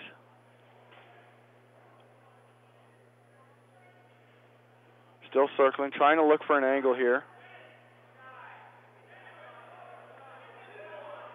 It's not that often I think these two teams match up, as Johnstown is Division II, Clarion Division I. So not often that these guys meet. Probably this is the only place that they do so, unless in an open tournament somewhere.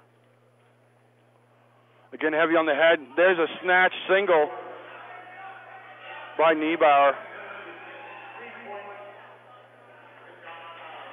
Nothing going but Niebauer in the gold. Conti in the blue for Clarion. You'd call that gold, right, for Pitt Johnstown? Yeah. It's a dirty gold, but it's a gold. It's not like the Pittsburgh Steelers gold. I knew you were going to say that. At least it's not brown like the Cleveland Browns. You know what? I didn't say anything negatory about that team. Now looking, still trying to think his level here, move in. Now they're in on these collar ties, are Niebauer and Conti. There's another snatch single there by Niebauer, looking to probably elevate trip here.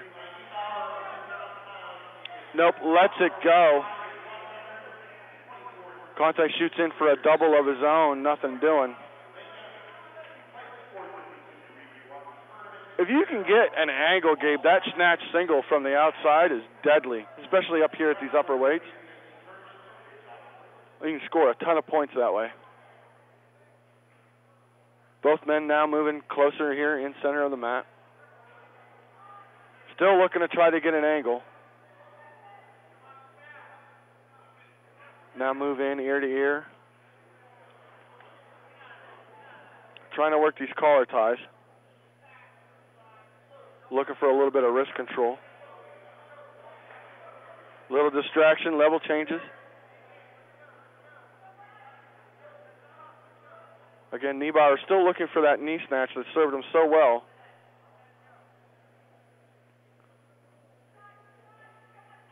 Just not able to finish it. I mean, he gets the leg and he just wasn't able to finish it. Score 0-0, 26 seconds left to go here in the first.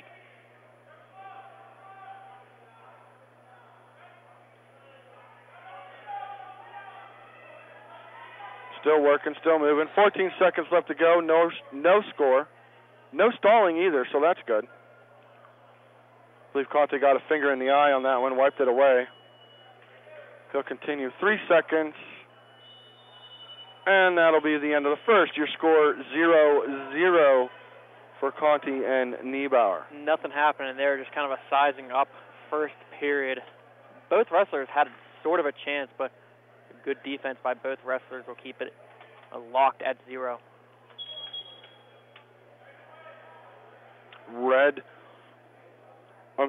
Conti, wearing the red ankle bands, will choose to go down here to begin the second period. Niebauer quickly back on a leg, but Conti quickly up to his feet. Now on that single leg again, Tripp finally gets it to work as he returns Conti back to the mat, but quickly Conti tripods up and is out, now working on the grip, and Niebauer needs to kind of extend his hips here, break the grip, and he's out. Good for a 1-point escape. So Conti now leads this one over Niebauer, 1-0 with 1:34 left to go in the second. Banging on the head is Niebauer. Working for control. They break, separate, come back together. Working again from, I like to call this a lazy tie, where you're kind of like half tied up, but you're not really. You just got your palm on your opponent's neck. Not really tied up strong in there. Now working, trying to get an angle to come in. There's Conti on a single of his own, gets it, able to pretty much gut wrench Niebauer down to the mat. Now 3-0. Conti in the lead of this one, 44 seconds left to go. Working under control here, trying to get wrist control underneath. looking to get a turn here is Conti. But Niebauer quickly up to his feet, now working on the grip. Conti has it locked in, a couple of lifts here, trying to work his way out and out of bounds. They're going to stall Warren red. Okay. On that one, Niebauer, they'll bring it back here into the center of the mat. Niebauer will take the down position. Conti on top, set to ride. Whistle blows. Conti quickly slips out, trying to do a sit and switch. Does manage to get out, though. Conti just kind of lost his grip on that one. Shot attempt by Niebauer, but heavy on the head is Conti. Both men now back up to their feet, and time will expire. That'll bring us to the third period with Conti leading 3-1 over Niebauer of Pitt Johnstown.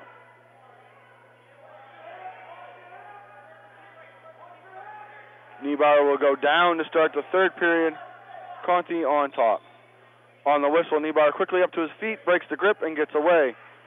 Good for another point. So 3-2 now, still in favor of Conti of Clarion. Niebauer changing his levels, trying to look for a takedown here. Looking for a snatch, nothing doing.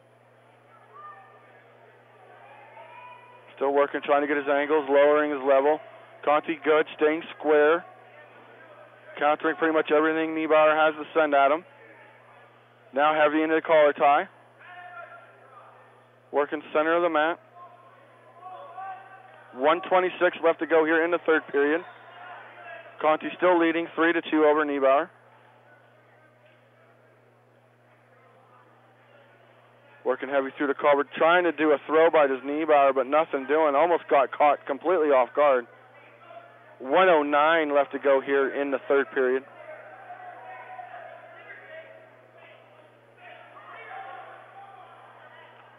Both men now move center of the mat. There's a shot attempt by Niebauer, nothing doing, came up empty. 54 seconds left to go in the match. Conti still leading 3-2 over Niebauer. Now with a rush in his Niebauer, but had to let it go. They're going to caution for hands to the face. Riding time not a factor. 3-2 your score. Conti leading Niebauer.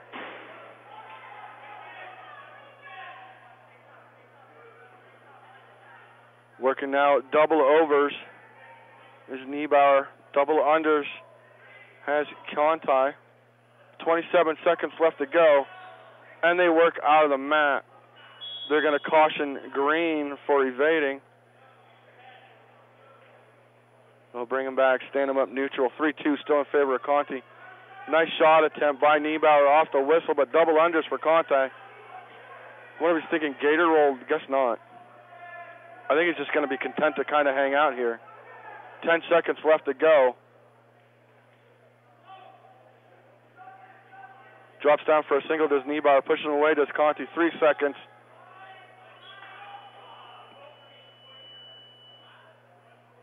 They're going to call. They're going to call 2 seconds back on the clock. A ref's time, I guess he was trying to take.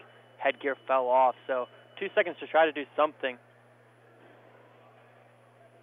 Because Conti is down for Clarion. Now it's 4-3, so each wrestler got a point. I'm not quite sure what happened there, but I do know 2 seconds to go. It's a 1 point difference. So. 1 point difference here. And that's going to do it. So that 2 seconds proved not to be anything. So your final score now 4-3 at 197. Your winner is Dustin Conti. From Clarion. Now coming up are the big fellas.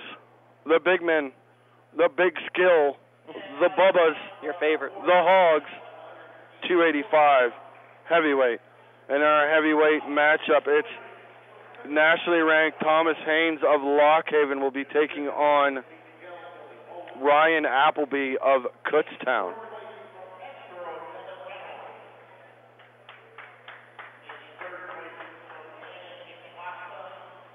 This game broadcast on the Edinboro Sports Network is brought to you by John's Wildwood Pizzeria, Open daily at 105 Erie Street in Edinboro for eat-in, delivery, or takeout. John's menu includes pizza, hoagies, wings, salads, and more.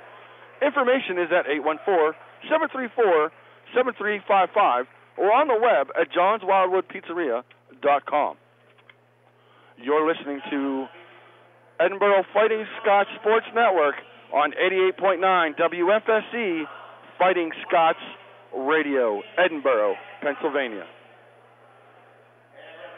Now that we've got the legal stuff and the guys that pay our checks out of the way, we can get ready for this matchup here as nationally ranked Thomas Haines. He's ranked 13th by Intermat. He was at Ohio State for a while and then transferred to Lock Haven last year. He won the PSAC title last year with a 4-3 decision over Billy Miller. And he was a national qualifier after finishing second at EWL. Just to mention, he lost to Miller in that match. Billy Miller not able to wrestle today, though, so. Yeah, so we weren't able to see that rematch, which I was hoping for. But we're underway here as Thomas Haines takes on Ryan Appleby of Kutztown.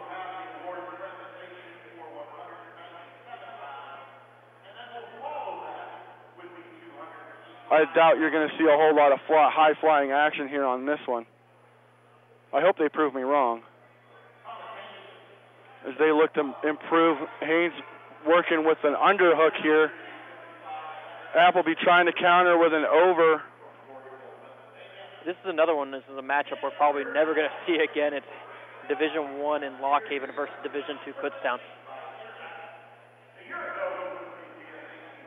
Yep, they'll call stalemate, separate, and bring him back. 2:15 left to go here in the first period. Again, snap down attempt there by Appleby. Underhooks, huge underhooks now for Haines as he just kind of tackles him to this point. Pushes him right out of bounds. Good for two. Now trying to roll him for some back points, but they'll be out of bounds.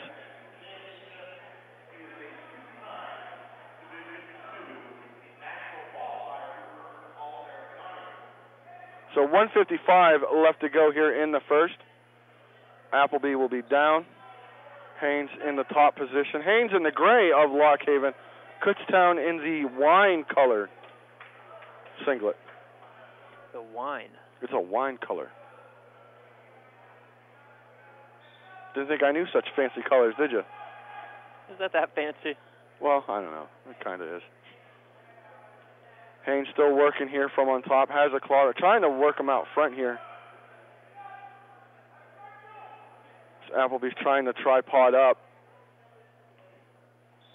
Haines with a kind of a leg lace going on there. Lets it go, though. Now going for a wrist control, trying to bring it in tight waist here. Trying to get him to turn. Almost has a bundle. Rolls through for the tilt. Big man tilt. He's going to get the full set of swipes on this one. That was pretty there. And does. So that brings the score now 6-0. Thomas Haines over Ryan Appleby. We saw that same tilt in the middle weights, maybe a bit lower, a little bit quicker. This one a little bit slower, but it worked out just as well. I believe when we saw that earlier, I believe it was 141. Peter Pappas.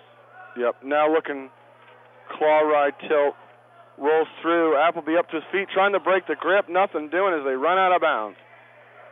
I believe action will be the call here.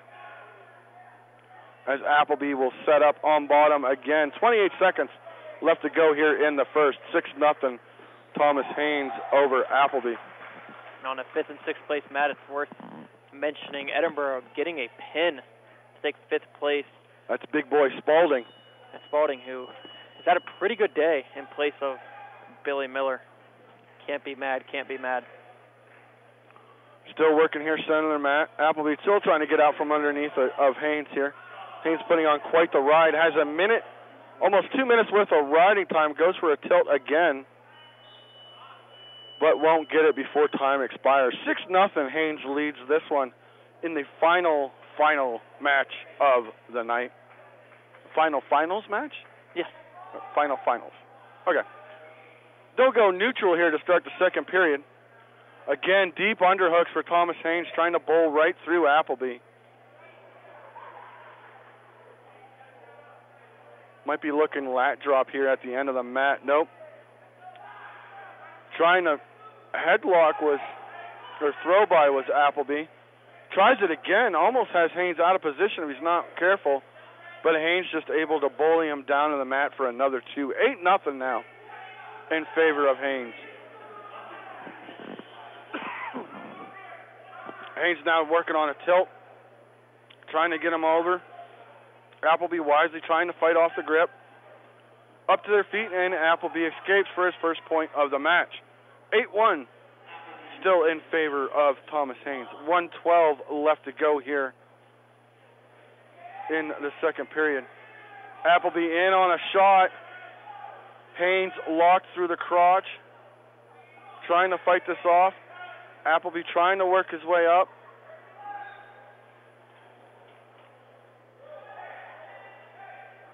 Nothing doing. They'll call stalemate and start it over with 54 seconds left to go here in the second.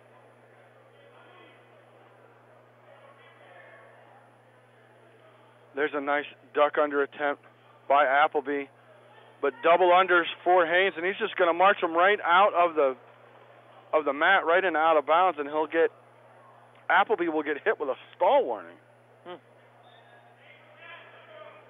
I'm not sure I agree with this new rule. Yeah. I think it's going to aggravate me before the end of the season. Appleby trying to do an arm throw. Nothing doing. 10-1 now in favor of Haines with 23 seconds left to go here in the second period.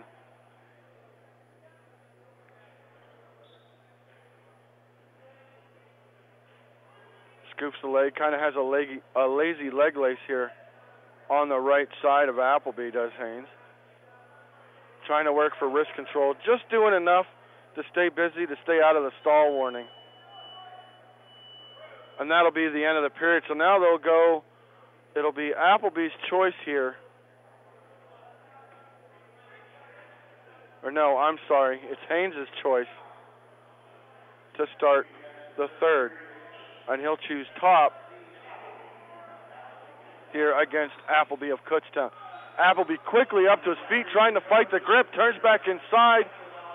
Almost good enough for one, but ends up collapsing there on the edge of the mat.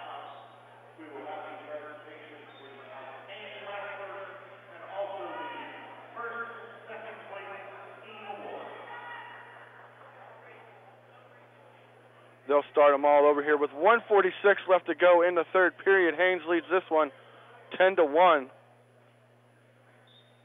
With 3 minutes of riding time also. Yeah, 3 minutes of riding time. So I believe it's pretty safe to say he all but has this one locked up. But stranger things have happened. He could get caught out of position, and Appleby could just lay the groceries on him and pin him. Pretty much the only hope he's got right about now. He's still working to try to tripod up. He's got like that weird leg lace there on the right side. I really haven't seen that done like that before, with just like it's like he's kind of like just hooking the ankle with his own ankle. Kind of, I don't know, it's kind of weird looking. I'll have to look back on the tape.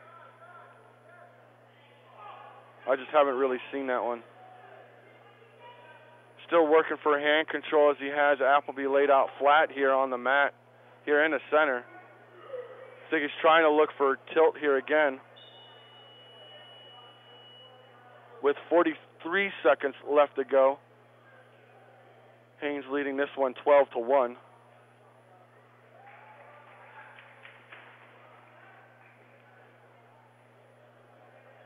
This one's pretty much all but over, under 30 seconds to go now. We thought it was going to be like this. Thomas Haines he's pretty dominant. Yeah, except for when Billy's around. Then Except it gets pretty... Then it gets chippy. Then it gets... And the funny thing is like, Haines and Miller have known each other for a while, too. This goes back like high school days. So they're pretty familiar with one another. But they are closely matched. And Haines looks like to be honest with you, Haines looks like he's lost a little bit of weight. He's kind of trimmed up, added some more muscle to his game. I think so, but that's going to do it here. 15-1, the final score. Thomas Haines getting the win over Ryan Appleby. And with the team scores still not updated, they were last updated an hour ago. An hour ago was Lock Haven at 1, Clarion at 2, and Edinboro at 3. Lock Haven hasn't wrapped up at 1, but number 2 and 3 is still anybody's battle. Edinboro with 120.5 and Clarion at 122.0, but we'll see if they announce it, because we don't want to go anywhere before that happens. Yeah, we want to let you guys know exactly who won. It's worth mentioning also, Edinboro, they've won the last 7 PSAC titles, and they've won 11 of the past 12, but today they were down 3 starters, all nationally ranked also. Austin Matthews, Billy Miller, and defending PSAC champion Ty Schofstel. They're all out of the lineup today, so we're not taking anything away from Lock Haven, but we are saying it was a year that we were expecting maybe Edinboro to drop down, but now they're presenting the 197-pound weight class. And Clarion got a win in that one. It's going to be close for second place, and they present the top 2, and they're not going to announce it until they actually show who got first and second. Yeah, so it's going to come right down here to the wire. I guess finally once all the scores are finalized and tabularized and analyzed and whatnot. We don't want to leave you quite yet, though. We want to update you on who is the PSAC champion team score. And while they're doing this, we'll take a 1-minute break. Don't go anywhere. You are listening to the Edinboro Sports Network. You. Yes, you specifically, with probably a sweatshirt on or something. Turn up the radio. You want to hear this. 6 to 7 p.m. Wednesdays, Femme Radio with me, Sarah. All-girl music for a whole hour, part of Weird Wednesdays on WFSC. You want to listen. Maybe. If you're up for it, I guess. I won't make you. I don't know. Consent is sexy. So listen to Femme Radio on 88.9 WFSE, Fighting Scots Radio.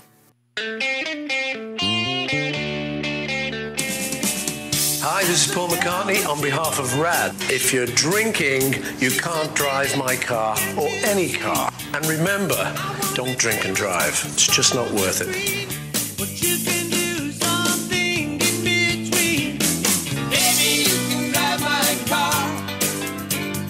A public service announcement brought to you by the U.S. Department of Transportation, RAD, the National Association of Broadcasters, and the Ad Council.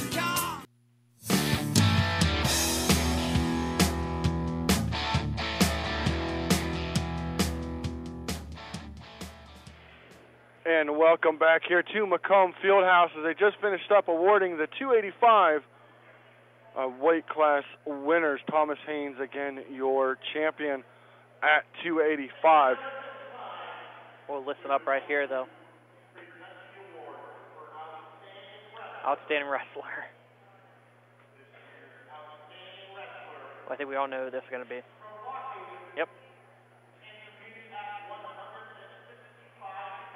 Yep. Yep. Chance Marsteller. So no surprise to anybody, Chance Marsteller wraps up with the Outstanding Wrestler Award. Yeah, he pinned his way or tech-falled his way through the tournament. Complete domination, so. Earned a ton of bonus points for his organization.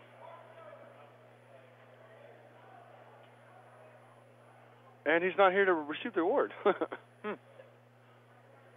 Maybe he went home a little bit early, but who knows? And so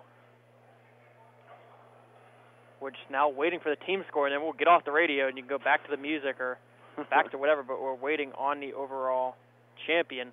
We know the overall champion is going to be Lock Haven, and we'll present that. We'll get a camera angle on that also, if we can make sure we got a camera angle on the team presentation. If you can, yeah. And then it's either down between second place. It's either Clarion or Edinboro.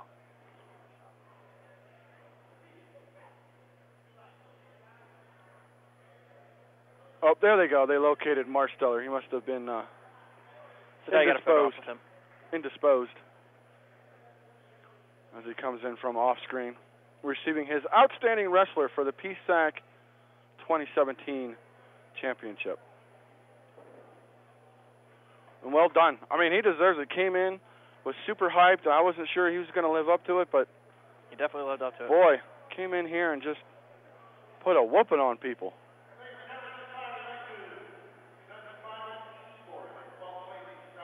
So here we go. Team scores.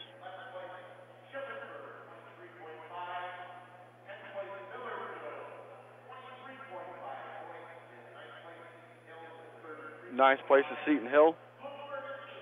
Bloomsburg is in 8th. Kutztown 7th. Gannon in 6th. 5th is Mercyhurst.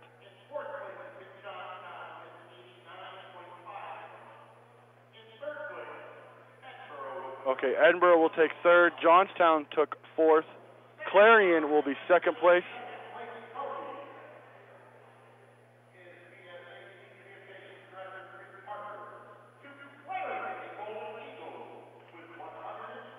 So that only leaves Lock Haven, and like we said before the championships even came up, Lock Haven had this all but sewn up. So there's your champions. Congratulations to Lock Haven University, your 2017 PSAC Wrestling Champions. Congratulations to Clarion University, your 2017 PSAC Runners-Up in Wrestling. From all of us here at Macomb Fieldhouse, to Brandon and who's the young lady on the board for us? I'll run through it. Brandon okay, over on ETV, then we have Mike Lantinen also, and Malachi Schaefer, and then I don't think anybody else for ETV was working this one, doing camera work, and then over on the board is Livia Homerski. Thank you for doing a great job there, and thank you alongside me is Tubby, and thank you to me also. I'll give a quick shout out to myself. So we'll end it here. Final team score, Edinboro finishing in 3rd with 3 champions, Clarion finishing in 2nd, and Lock Haven in 1st. Thank you all for listening. Have yourself a great, great night.